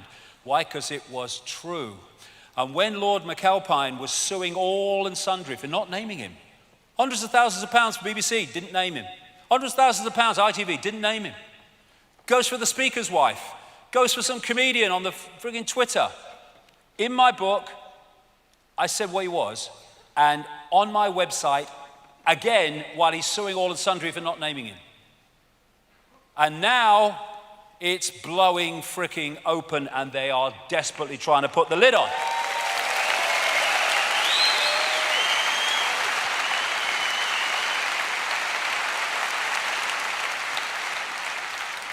Pedophilia is absolutely infesting the establishment at multiple levels, right to what they allege is the top, for reasons I'll come to. All over the world is the same. The number of children being abused by the rich and famous, never mind others, is absolutely staggering, and there's a reason for it. The scale of child abuse worldwide, shocking beyond belief. Yes, this is the question. We need to keep asking about everything. Why? Then you might find answers. Why is Satanism and pedophilia so interrelated and interconnected? Well, this is a Central American shaman, Don Juan Matos, who said this about entities, the archons that he called the flyers, describe him in the same way, feeding off the energy of children. Sorcerers, people who can see beyond the physical, see infant human beings as strange luminous balls of energy, covered from top to bottom with a glowing coat, something like a coat of plastic adjusted tightly around the cocoon of energy. The glowing coat of awareness is what the predators consume, and when a human reached adulthood, all that is left of that fringe awareness is a narrow fringe that goes from the ground to the top of the toes. That fringe permits mankind to keep living, but only barely. What they are after is the energy of children before puberty. We see puberty as a hormonal chemical change. That is merely a holographic expression of an energetic change in the waveform information field. They want that energy before that change takes place. And so these pedophiles are possessed by these entities that stimulate the desire for sex with children, and while it's happening, they are, through the vehicle of the pedophile, drawing off the child's energy. And the reason that you have so many pedophiles in the upper echelons of society, he said advisedly, is because they are the bloodlines, the dual DNA bloodlines, most possessible, most possessed, and therefore the best vehicles for feeding off children by these entities. That Australian Satanist said this in that document: politicians are introduced by a carefully graded set of criteria and situations that enable them to accept that their victims will be our little secret. Young children sexually molested and physically abused by politicians worldwide are quickly used as sacrifices. In Australia, the bodies are hardly ever discovered, for Australia is still a wilderness. And this is what is going on. This is what Ted Heath was doing. And this is why this guy got away with it all those decades.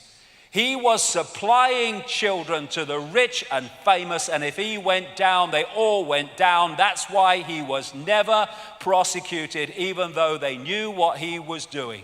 He is a doorway to the cesspit, because he was the doorway to so many of the rich and famous, the archontic hybrid bloodlines that were feeding off the energy of children thanks to him.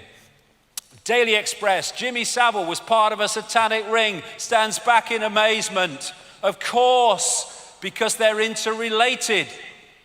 Knighthood from the Queen, she didn't bloody know. Come to that in a minute. Knighthood from the Pope, no need for amazement. Roman Catholic Church, and I tell you what, the reason he became the first Pope in 600 years to resign in office will be shown eventually to be related to this subject, among others. So, we've got all these kind of pedophiles, famous pedophiles. Thomas Hamilton, the guy who killed all those kids in Dunblane, he was a pedophile and supplier of children to the rich and famous in Scotland. Ted Heath, I talked about. George Bush, I'll come to him. Kissinger. And this man, Lord Mountbatten, member of the royal family, of course, inner royal family, was a known paedophile. And who did Jimmy Savile say publicly, not in this context of course, introduced him into the inner circle of the royal family in the 1960s? Lord Mountbatten, the mentor of Prince Charles and Prince Philip. And close to the royal family ever since, decade after decade after decade. The frickin' Yorkshire police knew what he was doing. They didn't bloody know. Are you having a laugh? When are these bloody police officers going to get their asses in gear and start knocking on Buckingham Palace?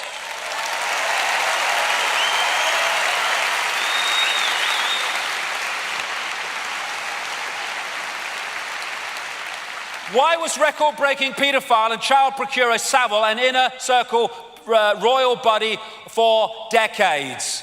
I knew about him in 1998 when a close friend of Diana for 9 years before they fell out, called Christine Fitzgerald, told me all about him and his necrophilia, sex with dead bodies, death cult.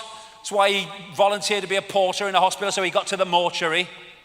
And she said Diana thought he was a sleazy man. She couldn't stand him. But he said, when asked, why are you on the inner circle of the royal family? I get things done and I work deep cover. Bloody hell he did. Bloody right he did. And that's why his back was always covered. Who, what, where, when, and with whom? The reason they're desperately trying to put the lid on this is very simple. When the truth comes out about all this, the political and royal establishment will collapse. That's why they're trying to do it.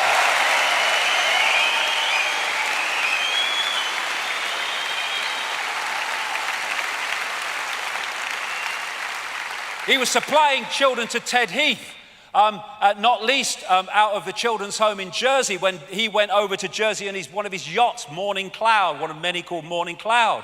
This has come out through other people now. And even the bloody Daily Mail accepted at one point, when all this was breaking, that Margaret Thatcher knew that there was a paedophile ring, or at least paedophiles in her inner circle, and she did nothing. Who was a close friend of Margaret Thatcher? Jimmy frickin' Savile. This was a close aide, Peter Morrison, from when she became Conservative leader in 75 right through to when she left as Prime Minister in 1990. Known paedophile. Even Edwina Currie, the former Thatcher minister, said so in her diaries. And so have others come out within the Conservative Party. He, Lord McAlpine, was her Svengali inner circle advisor all the way through the same period that he was our other close aide. And her Home Secretary, Leon Britton, the man who lost the dossier from Geoffrey Dickens, the MP, the late MP, that was exposing the political paedophilia and naming names. In America, this guy, I've named this guy for bloody hell, how long now? Way back into the 90s. Child killer, child abuser, child torturer. Said it on American radio endless times, in books endless times. And yet he's still at large. And you know, MI5, excuse that with Special Branch, I can't take these bleeding seriously. MI5 Special Branch, right? You can't cough close to the royal family without they've done a massive check on you. And they didn't know about Savile. The NSA, the CIA,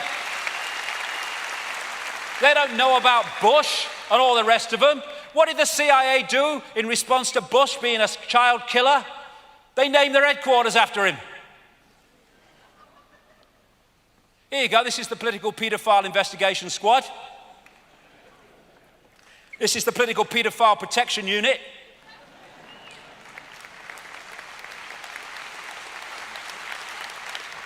And we keep coming back to the big picture. These are protected because paedophilia has to be protected because of its energetic significance to that which controls the system from the unseen. So Geoffrey Dickens, he had this dossier which he gave to this guy. He's a nice bloody man, isn't he? Now, one of my sources was Andrea Davison. She was a lady that represented the abused at the North Wales inquiry, care home, what a joke.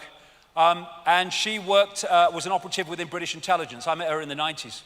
lovely lady. And she's now on the run in South America because they fitted her up for a crime that appears not only she didn't do, but actually never took place.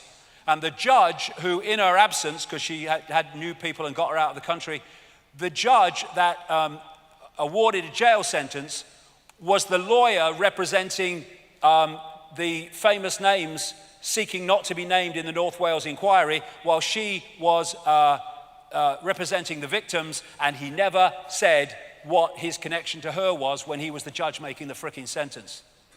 And he gave her some of the infamous Dickens dossier with the names on.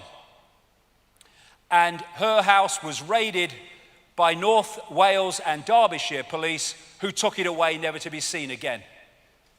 It's a massive fricking cover-up. Here you go. Oh shit, right, usual strategy, order an inquiry and make it, go nowhere, sorted. Except that it wasn't. Here you go, we'll leave no stone unturned except for those with our people underneath.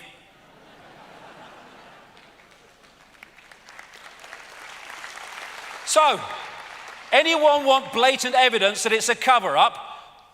To investigate what happened to the dossier and political paedophilia and Downing Street paedophile rings, they appoint to head the inquiry the sister of Lord Havers, known paedophile, who was the Attorney General who helped to cover up the frickin' paedophilia in politics at the same time that he was Home Secretary. 60 million people, and that's all they can bloody come up with. And then when a lot of us who kind of understand this started putting out the fact that this was all going on, Daily Mail, to their credit, picked it up and made a big splash about it. She had to step down. And so who did they say in her place? The Lord Mayor, Fiona Woolf, 60 million bloody people plus, and they can't find anyone that doesn't live in his frickin' street and has dinner with him. What?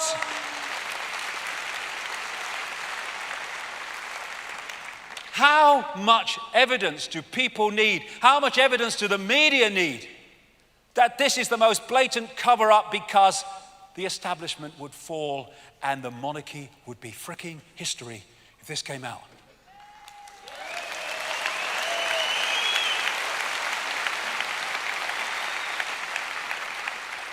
Protect the kids, no, protect the archontic abusers. So all these different areas of the system, ultimately through the hierarchy, end up there. And their great language is the language of symbolism.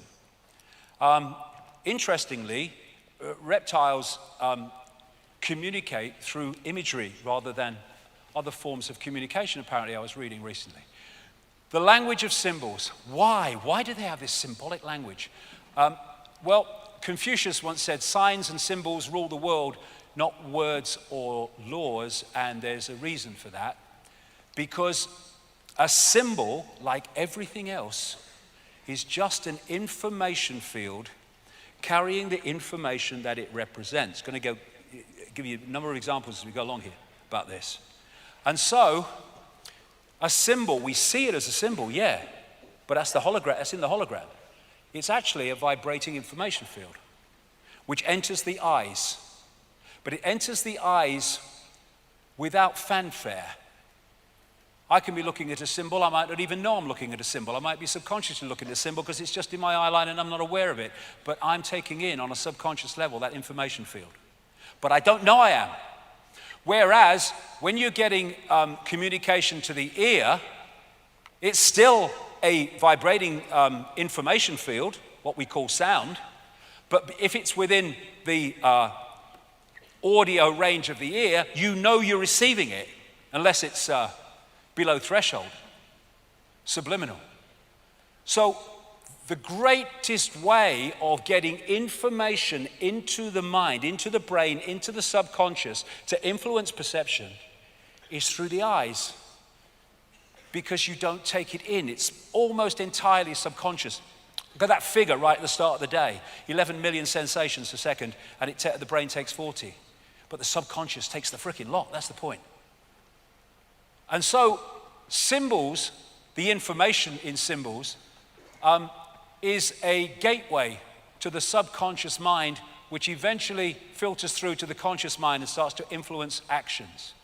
And when you focus on a symbol, you are, through entrainment, syncing your energetic field with what the symbol represents. Doesn't matter if you have a misguided idea of what you think it represents. What it actually represents dictates the frequency, and therefore, when you sync with it, there will be an energetic connection through the symbol to that which it represents, because the frequencies are the same. So when you're focused on that, that's taking you into a certain low vibrational frequency. I mean, like I said, a symbol of a religion. Energy flows where attention goes. So if you can get people involved in rituals or anything that involves symbols and you put their attention on it, you are connecting them energetically, frequency-wise, to that, what that represents. And, you know, sportsmen will say that when there's a big crowd and they're all on their side, willing them to win, they get energy from them. Why? Because the focus of the crowd on who they want to win makes an energetic connection with the person, and they start to feed more energy from the crowd. But it goes the other way too.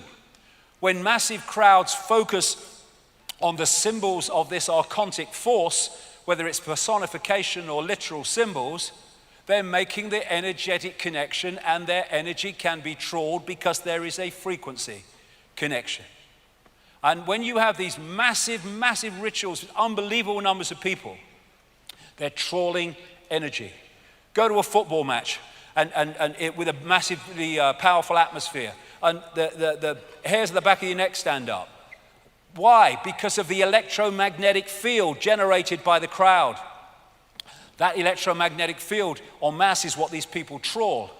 When you go to like Mecca and they're focusing on this, and we'll come to what that is shortly, what that represents is creating a frequency connection through what that represents to what that actually is. When they focus on Mecca, they're focusing on that Kaaba cube, and there are consequences energetically for that. When you have a satanic stage show and the crowd, the kids are focused on it, what it's doing is locking them into that frequency. Entrainment. So there's so many ways that we are fed off in that way. And symbols is a massive way. Of course, the eye is a universal symbol of this network. There you see the eye on the necklace of the mysteries. It goes way, way back. In banking and politics, in church, in state, you see it. This is thousands of years old, found in Ecuador. And there is the eye and the 13 levels of the pyramid. And under ultraviolet light, that even shines the illuminated eye. And that's what you find on the dollar bill. It's one of the major symbols of this archontic network. And there's 13 levels, exactly as in Ecuador thousands of years ago. There it is in Freemasonry, because you'll find it in Satanism, you'll find it in Freemasonry, you'll find it in banking, you'll find it in politics, because they all ultimately are worshiping the same gods. That's MI5. There it is again, the security agencies. MI6, again, the pyramidal shape. This is a church. I think it's in Poland. And here we go, old twerper's back. There you go, have a twerp. Stage show, there it is, classic. And these are locking people in. There's Madonna. What's the chances of this? Katy Perry, Angelina Jolie, Lady Gaga, CBS, Jay-Z. Unbelievable. What's the chances of Chancellor Merkel doing that every time? That's bloody ludicrous. It's not even a natural thing to do. And then you look, I mean, this is unbelievable, this. Animated bloody cartoons and stuff. This pyramid and all-seeing eyes freaking everywhere. I'm not going to go through them all because of time, but every one of the shots that you're going to see has got that in it. Look at them, all over the bloody place. And this is feeding something into the subconscious of those who watch, overwhelmingly kids. The programming starts subconsciously from the earliest age. The Olympics in 2012, the one-eyed man, the eye. Here you had the Monsters, Inc. The central character had a single eye, and the monsters were feeding off the energy of children. It was their sustenance. And then you have this is unbelievable again, the number of personalities who get photographed covering one freaking eye up in some form. I mean, look at it. And there's hundreds more. And most of them won't know. Another great symbol of this archontic network in all its forms is the flame or the lighted torch. And what the Gnostics said was that the archons are made from luminous fire, the jinn were made from smokeless fire according to the Islamic belief, and the archon phoenix, that all comes from this archontic symbolism, the phoenix rising from the ashes in fire. And according to Freemasonic historians, the phoenix morphed in terms of symbolism into the more acceptable eagle, and that's why you have eagles on so many flags and state logos. So all this is putting information into the subconscious mind to filter through to the conscious mind. So, in plain sight, Saturn. Saturn is, I would say, after my research over the years, is fundamental to understanding how this, quote, bad copy became our fake reality and continues to be so.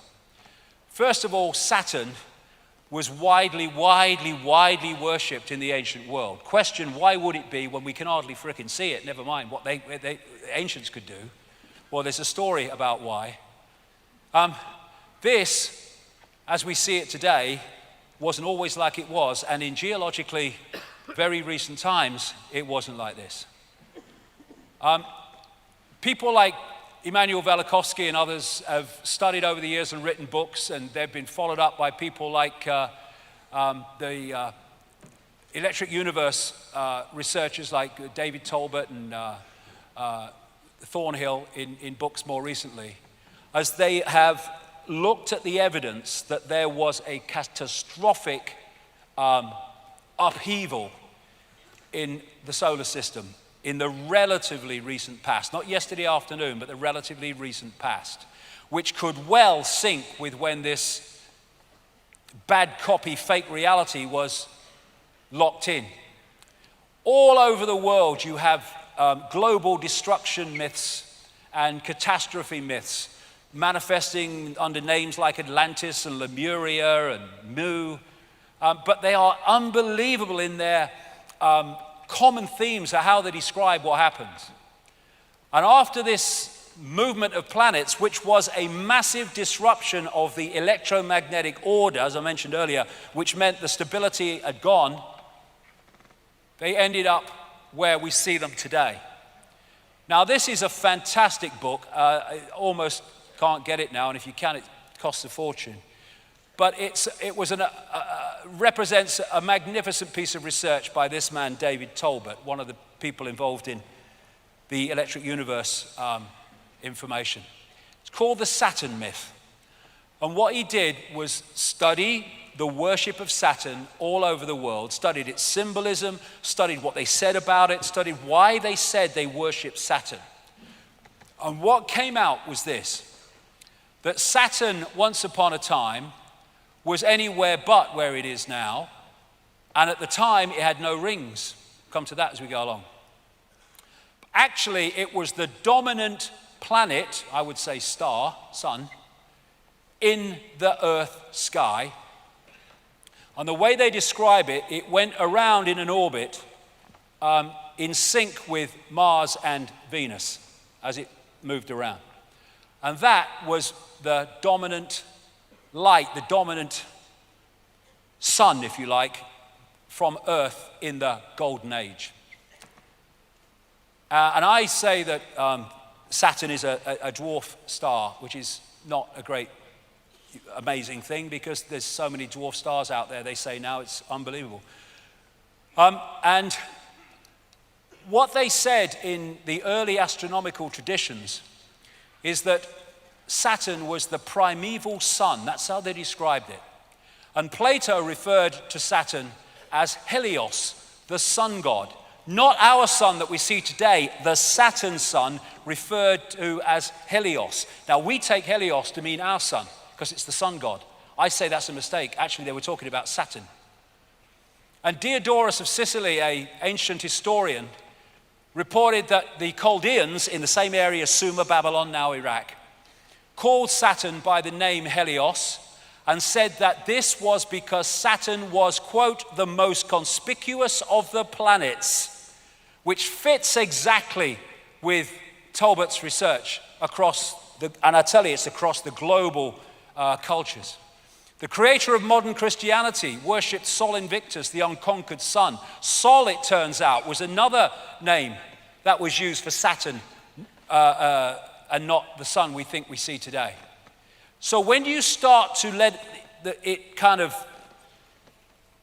filter through, that at least most of the ancient sun gods were referring to the Saturn sun, not the sun we see today.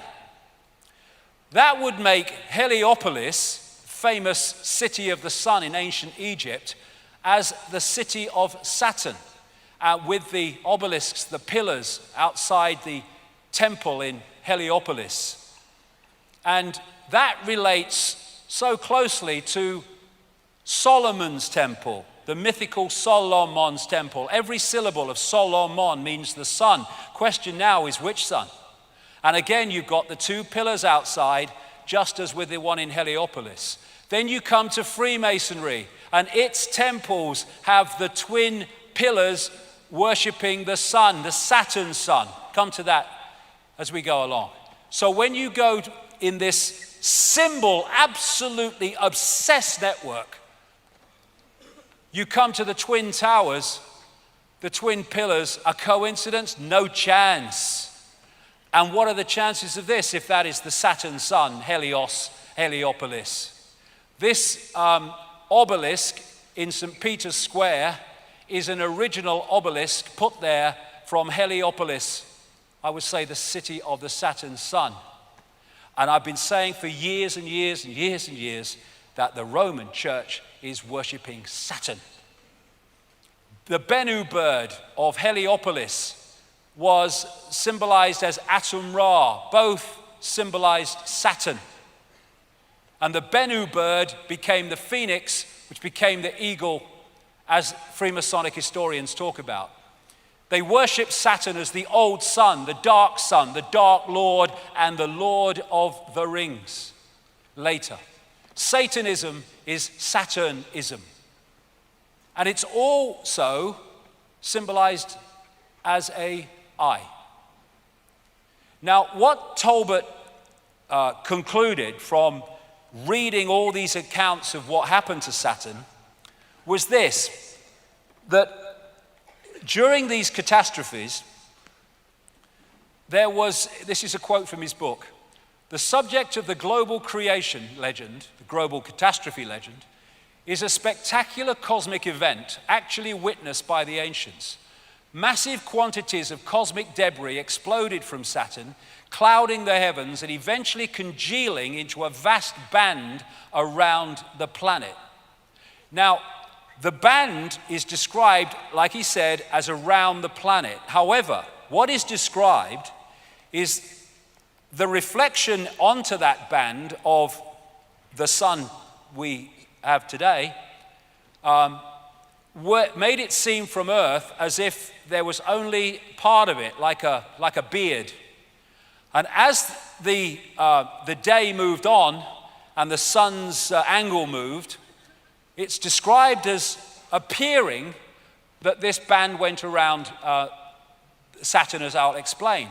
Now, this is one of Saturn's moons, and I only put this up here because it shows this light behind it. Now, the source of this light is not the same as I'm talking about, but it just gives a feel today, looking at that angle of that Saturn moon, of what it must have looked like in the way they described from Earth. This band, this luminous band. And what they said is as the sun moved round its angle in relation to Saturn, it appeared from Earth that this was moving around around Saturn. But that became the main symbol because that appears to be what it looked like for most of the Earth day at that time. And so you see symbols relating to that all over the ancient world, which Talbot came up with. Let's just go further forward here, I'll come to something else. There's loads of them with the band and the disc Saturn. Loads of them like this, with symbolizes the horns with the planet, the sun in the middle of it. And Lord of the Rings was a name given to Saturn. And here you see in the movie, you see the same symbol and the Eye of Sauron, the reptilian eye as the source of power. They're using it now in Apple products as well. Here you have the man who started a satanic secret society in Germany called the Brotherhood of Saturn. And these are Saturn symbols, and there you see the round circle with the dot in the middle and the horns. Now that round circle with the dot in the middle is said today still to have been an ancient symbol of the sun. Well, there's nothing when you look at our sun to use a symbol like that to symbolize it. But you look at that symbol in relation to what Talbot's saying, and it's very obvious what it was symbolizing. You had an unbelievably Saturn-esque stage show done at the Super Bowl in 2012 by Madonna with the luminous fiery eye again. And there is Saturn with the crescent between the Twin Towers in the Mother Lodge of Freemasonry in Great Queen Street in London. You look at the symbol of Islam, and it can be interpreted as the star and the crescent that was used in the ancient world. These laurel leaves symbols are very much in sympathy with that. This, of course, is the United Nations with the world as a target, very appropriate, and that is the symbol of the Windsors, the royal family, the Windsors royal family. That's, of course, an American great what do you call it? There's the flying disc, again, a Saturn symbol. You see that on many cars and in many areas of the corporate world. And of course, in that Saturn-esque presentation, you had exactly that used in the Madonna stage show. Now this is why Satanists worship the goat. In one form, the goat god Pan. This is Manly P. Hall, Secret Teachings of All Ages, who is one of the major Freemasonic historians over the years. He said Pan was a composite creature, the upper part, with the exception of his horns, being human, and the lower part in the form of a goat. The god himself is a symbol of Saturn because this planet is enthroned in Capricorn, whose emblem is a goat. And that is where that comes from, Baphomet, one of the most famous of satanic worshipping symbols. And you see them on this ring is Baphomet on Beyonce. She's dressed, Lady Gaga, as Baphomet. And there is Baroness Philippine de Rothschild with Baphomet massively round her neck. I am staggered, I don't believe it. The owl is Saturn, the owl of Bohemian Grove. Apis or Apis, the Egyptian Saturn god, the bull god, the god of Saturn, and that's where you get the golden calf and all that stuff. And again, you've got the money system symbolized as the bull as well. Now, I said earlier that numbers are just digital expressions of frequency waveform information fields. This is called the magic square of Saturn, and it's also the magic square of Freemasonry, of course. And why it's magic is whatever way you go and you add those numbers up, they come to 15. Don't matter which way you go. Now in numerology, you add the numbers until you get a single number. So 15 in numerology is 666. 666. And that represents the energy frequency of Saturn, which I'll come to. Now this is the sigil of Saturn. And they get it by drawing between the squares of the magic square from 1 to 2, 2 to 3, 3 to 4. And that's how they get that. Now, if you turn that up on its side, you get that, which is what that is. The most obvious symbol of Freemasonry, because they're worshipping Saturn, which is an expression of this archontic fake reality. That is the symbol of Balmoral, the Scottish home of the royal family. Exactly the same, the sigil of Saturn. This is an ancient symbol of Saturn, the six-pointed star, the Star of David. It's not, they just hijacked that. It's a symbol of Saturn going way, way back. And this is where the name Rothschild came from. They had a red version of the six-pointed star on their house in Frankfurt, where the Rothschild dynasty came out of. And in German, red shield is Rothschild. The very name Rothschild comes from a symbol of Saturn. And they then took it and put it on their fiefdom of Israel. Saturn. Same with many law enforcement symbols. There it is as an ancient depiction of Saturn, six-pointed star and the moons. There's the six-pointed star on this necklace of the mysteries. And here it is again. And all of these are from Asia. It is not a unique Jewish symbol. The Rothschilds took it as a symbol of Saturn and put it as a Jewish symbol. No one is more manipulated by the Rothschilds than the Jewish people of the world. No one.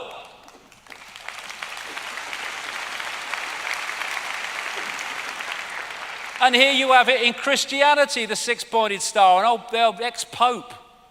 And there it is between the pillars in the Mother Lodge of Freemasonry in Great Queen Street in London. It's all Saturn. They're all pissing in the same pot, all of them. Now, another ancient symbol of Saturn is the black cube, which you see all over the place. And this is interesting. We're going to get in now into how this matrix actually works. This is a permanent hexagon storm in the North Pole of Saturn. It's 2 Earths wide, and it's going all the time, and it rotates exactly in sync with Saturn's radio emissions. And in geometry, the hexagon is also the six-pointed star, and is also the cube. They are different expressions of the same energetic state. And so when you look at this is just a crop circle, but that's coincidental. You look at that crop circle, and it's a hexagon, a flat hexagon. Look at it again, but see it three-dimensionally, even though it's exactly the same picture, and it becomes a cube. They are different expressions of the same energetic state. So a hexagon is also a cube, is also a six-pointed star in geometry. And therefore, this cube, the Kaaba at Mecca, is a symbol of Saturn, and that's what they're worshipping, though they don't realize it, though the inner circle will. The black cube that Jewish people put on their third eye as part of their ritual is Saturn. And when they worship at Mecca, they even make them sit in concentric bloody circles. They'll have them going round next. And so when they are doing their circling of that symbol of Saturn, that which is that frequency can feed off it. This is the symbol of Saturn in terms of astrology. And this is the symbol of the Soviet Union, which was created by the Rothschilds. The symbol of Saturn, the hammer and the sickle. Sickle become relevant shortly. In fact, now. This is the ancient Greek god of Saturn called Kronos, the bearded man, holding the scythe. And Kronos is Father Time with the scythe and the beard. Chronos, chronology, time. It's where it comes from. It's going somewhere. Saturn is the god of space and time, so it is said. Crown comes from Kronos, the god of Saturn in ancient Greece. The Grim Reaper is Saturn with the scythe, the death cult, exactly. Then you've got El and the Elohim. El is the Jewish god or the Hebrew god of Saturn. I would say El and the Elohim in the biblical realm is demiurge and the archons. And you have archangels, Michael, Gabriel. The El goes all over the place. We have elections where the pawns are elected to serve the elite. We have Israel. And that is the symbol of El, the black cube. It's Saturn. The black sun, the dark lord, the demiurge, Saturn, Kronos, Satan, they're all different ways of saying the same thing. Then you have the bearded man. The god is always kind of symbolized with a beard. Where does that come from? Well, it comes from Kronos, the bearded man who is the god of Saturn. You see beards in religions all over the flipping place. And the beard comes from this symbolism of Saturn with the luminous crescent. And so we come to probably the most famous bearded man, the Saturn pattern. Well, hello from Rome. This guy comes from Rome and the worship of Saturn. This is Fritz Springmeier, a very accomplished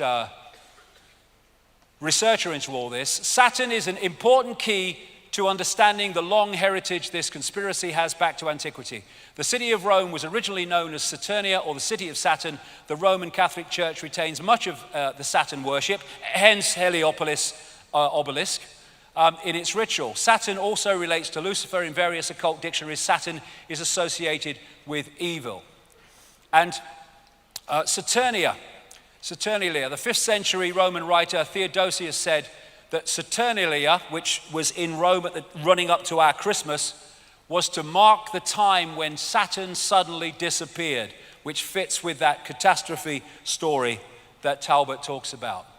So Saturnalia, that is the ruins of the temple of Saturn in Rome today, is actually Christmas. They decorated trees, they gave presents to each other, they used holly, same thing. And Santa is an anagram of Satan, Saturnalia, it's Kronos, the Saturn god. Now the bearded man is often used for Saturn. This is William Blake, who was a very deep thinker and knew a lot of inside information. And he painted this picture in 1794 called Ancient of Days. Ancient of Days is one of the phrases used in the Bible to describe God. And he depicts him as the architect. This is on the GE building in Rockefeller Plaza in New York. Again, the Ancient of Days, which I say is the demiurge Saturn, the architect. Freemasons call their God the great architect of the universe. The demiurge was called by the Gnostics the great architect of the universe. And in the Matrix, we had the architect creating the fake reality, the bearded man. And when you look at Saturn, the control system, it fits all the boxes of the society we live in. The religions, secret societies, and Satanism are worshipping Saturn. Astrologically, in other words, energetically, banking is astrologically ruled by Saturn. Politics and the institutions of state of all levels astrologically ruled by Saturn. Corporations astrologically ruled by Saturn. Law in the court system astrologically ruled by Saturn. Science astrologically ruled by Saturn. And it's amazing that the left side of the brain and the traits of it, and the Saturnian traits and the reptilian brain traits are remarkably the same. So all these different parts of the human institutions of society are Saturn's little helpers. The vast majority not knowing, the inner circle absolutely knowing. All this court symbolism and religious symbolism and the headgear in education, it's all Saturn. And you see it endlessly in corporate logos. Now, Jordan Maxwell has been talking about Saturn symbolism being all over society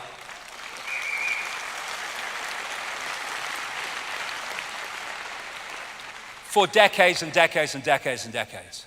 My question is, why? Why is Saturn symbolism everywhere? Why is it worshipped by all these people? There has to be a reason. Well, I think this is the reason after what I put together. The Saturn-Moon matrix.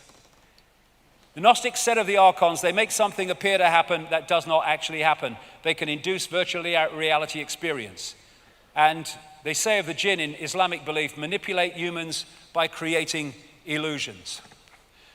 I went into this subway station in New York a few years ago and saw this painted on the floor, and I thought, that's extraordinary. You had the eye and the ring, Saturn, and over the world was this broadcast system, basically. And it started a train of perception and research. And again, we go back, do we live in a simulation? What is the Archon illusion that's given us this fake reality compared with the one that was before? What is making us decode a different reality now to the one we did before? And it seems to me that Saturn is fundamentally part of this fake matrix that we call the world, and that part of what it does is act as a firewall from the original reality so we don't decode it, just like they do in China to stop people getting great tracts of the internet. Interestingly, the Gnostics say the outermost planetary sphere or archon of the matrix, I say, was Saturn. Beyond that was Leviathan, a snake swallowing its own tail called the Ouroboros. Souls had to pass through this to reach paradise. There was another esoteric concept called the ring pass not. And this is a point where, while you remain in the illusion of duality, you can't progress beyond it, called the Ouroboros, the snake swallowing its tail. And there on that Saturn symbol, you see the Ouroboros in the Mother Lodge of Freemasonry, exactly what the Gnostics described. And within that reality is what we call time, the great controlling mechanism, Chronos, and Saturn, the god of time and space. Now, coming from Saturn is a particular frequency, and it's the frequency that's making that storm at the North Pole. And this is Saturn, which is recorded by NASA.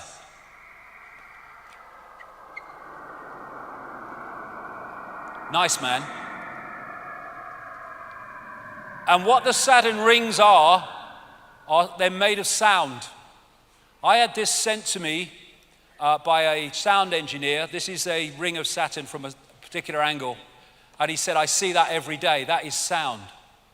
And there's a thing called cymatics, which is creating patterns purely by sound, where they put kind of particles on a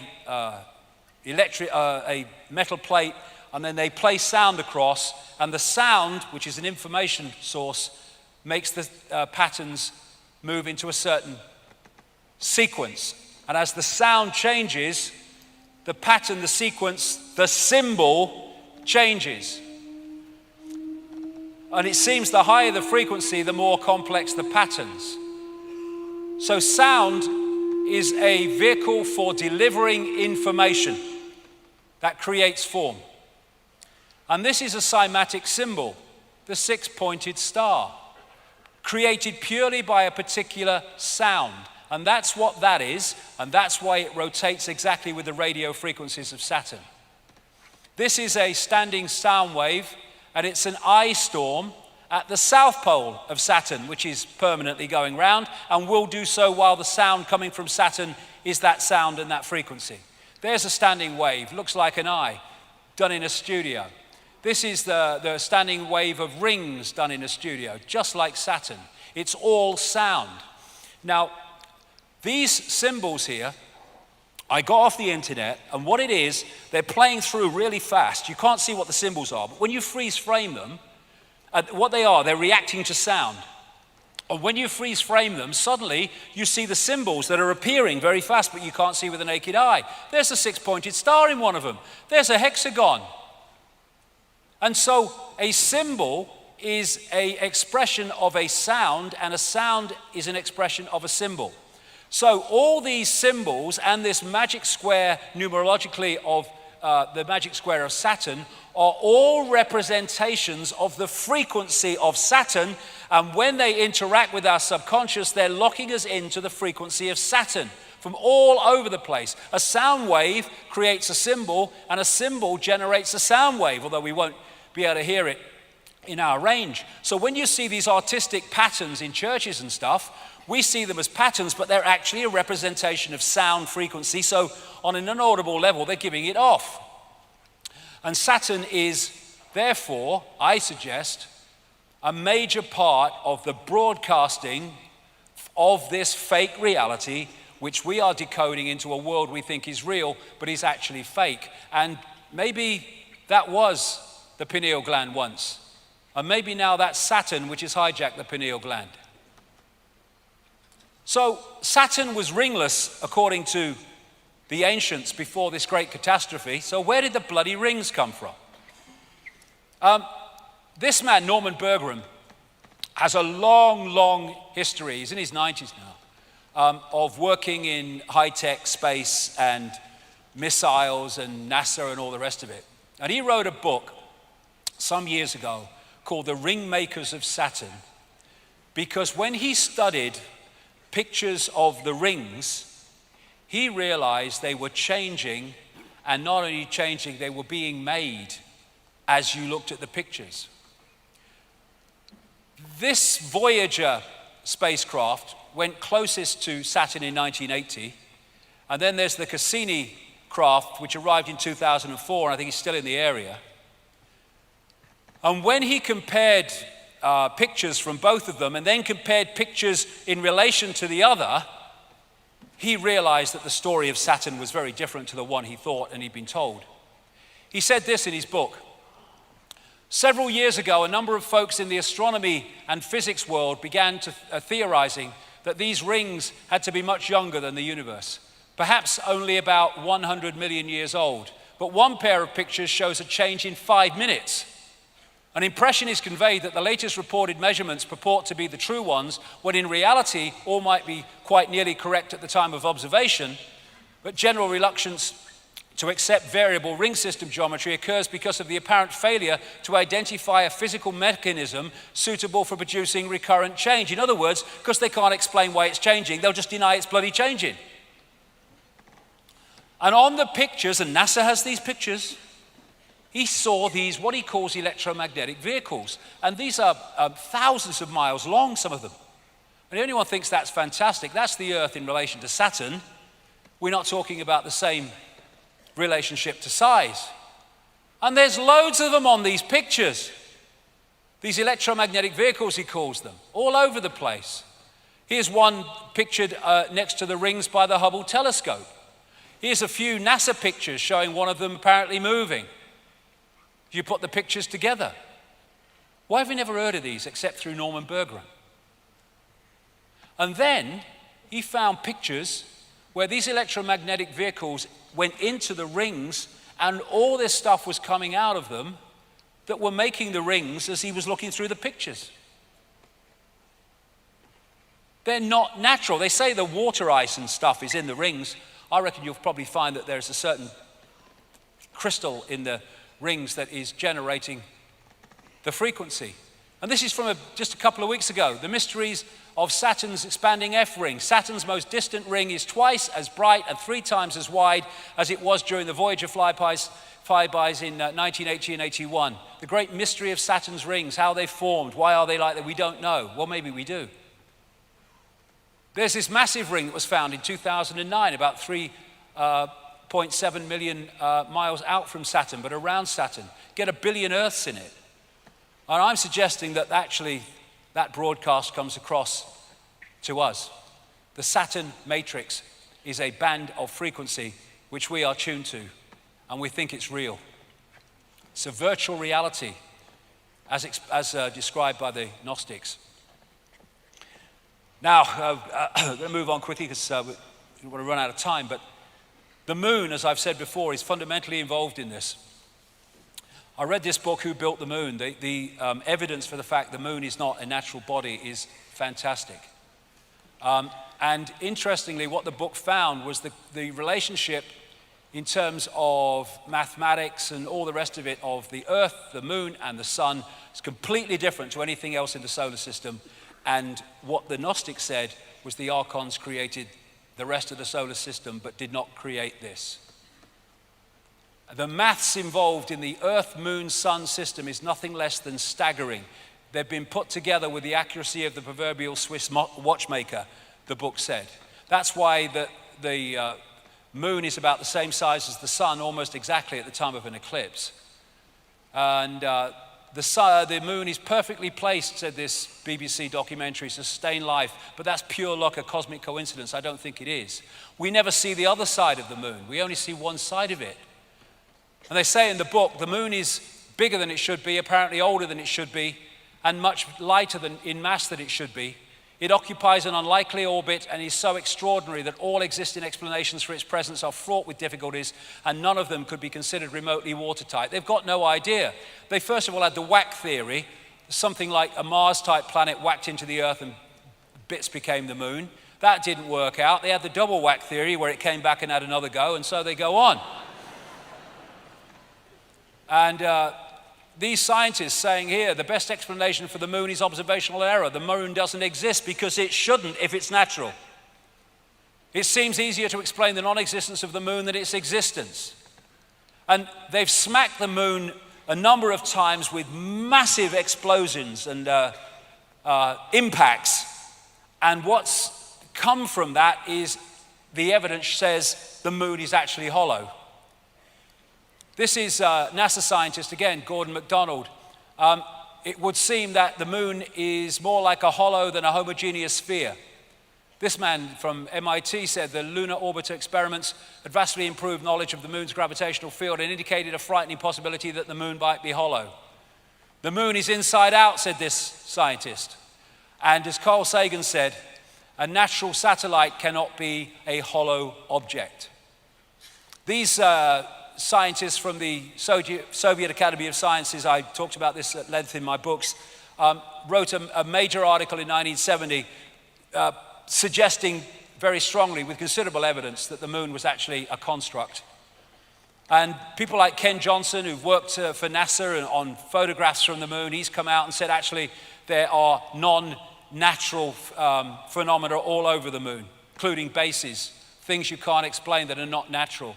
And there are towers which have been smudged out, some of them not very badly. What the heck is that on the moon? Here's a close-up of it. I mean, what's that? That's not natural. So where did it come from? Who put it there? This is called blue gem, or the blue circle, which it kind of shines electric blue. Was seen as a light from the 1700s by astronomers. Now we can see what it is. 29 miles in diameter. What the bloody hell is it? No one can say. And in so many ways, the moon appears to be something akin to the Death Star moon in the Star Wars films. And indeed, two moons of Saturn look remarkably like the Death Star moon. And it, as I put it together over the years, is like an amplifier of the Saturn broadcasts, which are then fired at the Earth with far greater power and thus influence on our reality. And if you put that there, it kind of gives an indication of what I'm saying. Now, talked about that Charney project and what came out from it. Long after I've been talking like this about the moon and its influence on our reality, this article came out, and in part of what was said in it, it talked about the moon. They said this entity that they connected through a computer system with said, the moon is not a natural heavenly body. Life was better for humans before the moon came. Moon forces control time and manipulate the mood of humans. The moon is there to control the Earth's mood, emotion, and a big calm would come over the Earth without the moon. There would be only little storms, not big storms. The old race, Archons, captured the moon from space and located it next to the Earth. That is said to have happened by many, many ancient cultures. People and animals without the moon would become calm and peaceful, and anxiety and fear would dramatically decline. The oceans would be much calmer, heavy thunderstorms and lightning would be rare, and the climate would be balanced with no extreme heat or cold. telepathic interdimensional communication would become widespread, and people would be able to see new colors, higher frequencies in an enhanced color spectrum. And that fits with the fact that this frequency, this matrix, is suppressing human expansion of awareness, keeping us in the box. There would be major changes. This really left field, this one. There would be major changes to the human respiratory system as blood and breathing chemistry changed. Those born after the moon's demise would be able to hold their breath underwater for hours at a time. The Saturn-Moon matrix. That's the reality we think is the world, the one that is locking us in to this round and round and round free society. Go to work, work, buy, consume, die. Work, buy, consume, die. That's the matrix that's playing us.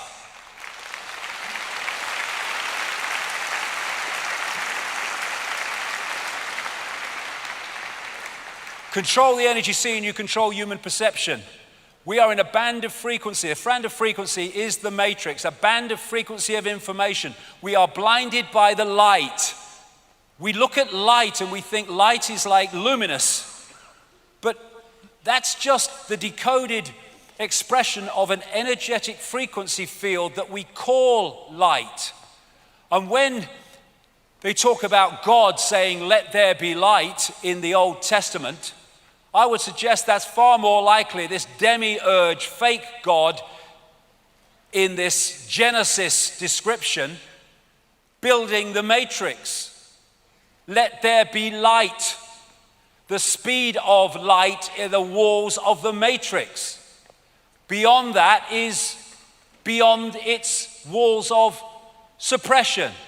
So people are within the matrix thinking it's the world going round and round and round, being played like a violin while they think they're playing the instrument. And like a prisoner in a pitch black cell, we may never be able to see the walls of our prison. And that is the wall, I would suggest. And that's why anyone gets close to saying we can go faster than the speed of light, the scientific establishment comes down on them like a pile of bricks. Real? Is it real? Is the night sky real, or is it a planetarium? I've been thinking that since I was a kid. Well, for a start, it only exists in that form in our heads, so quite easily it can be just a construct rather than what we call natural. The archontic architects of our fake reality. And so this scene from the Matrix movie is absolutely perfect if you had two words. The Saturn-Moon matrix is everywhere. It is all around us, even now in this very room. You can see it when you look out your window or you turn on your television. You can feel it when you go to work, when you go to church, when you pay your taxes. It is the world that has been pulled over your eyes to blind you from the truth. What truth? That you are a slave, Neo. Like everyone else, you were born into bondage, born into a prison that you cannot smell or taste or touch, a prison for your mind.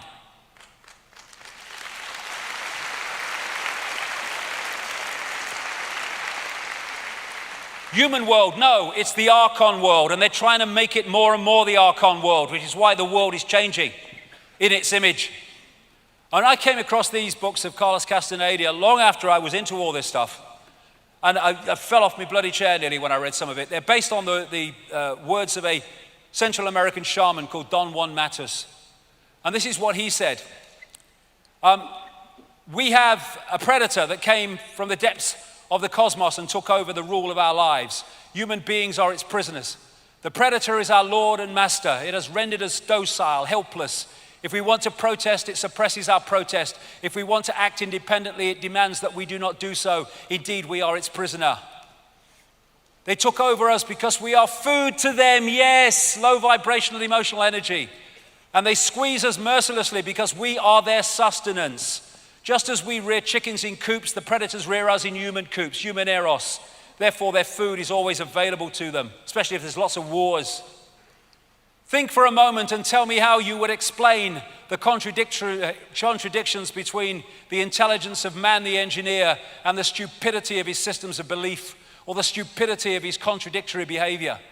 Sorcerers believe that The predators have given us our systems of beliefs, yes. Our ideas of good and evil, yes. Our social mores, they are the ones who have set up our dreams of success or failure.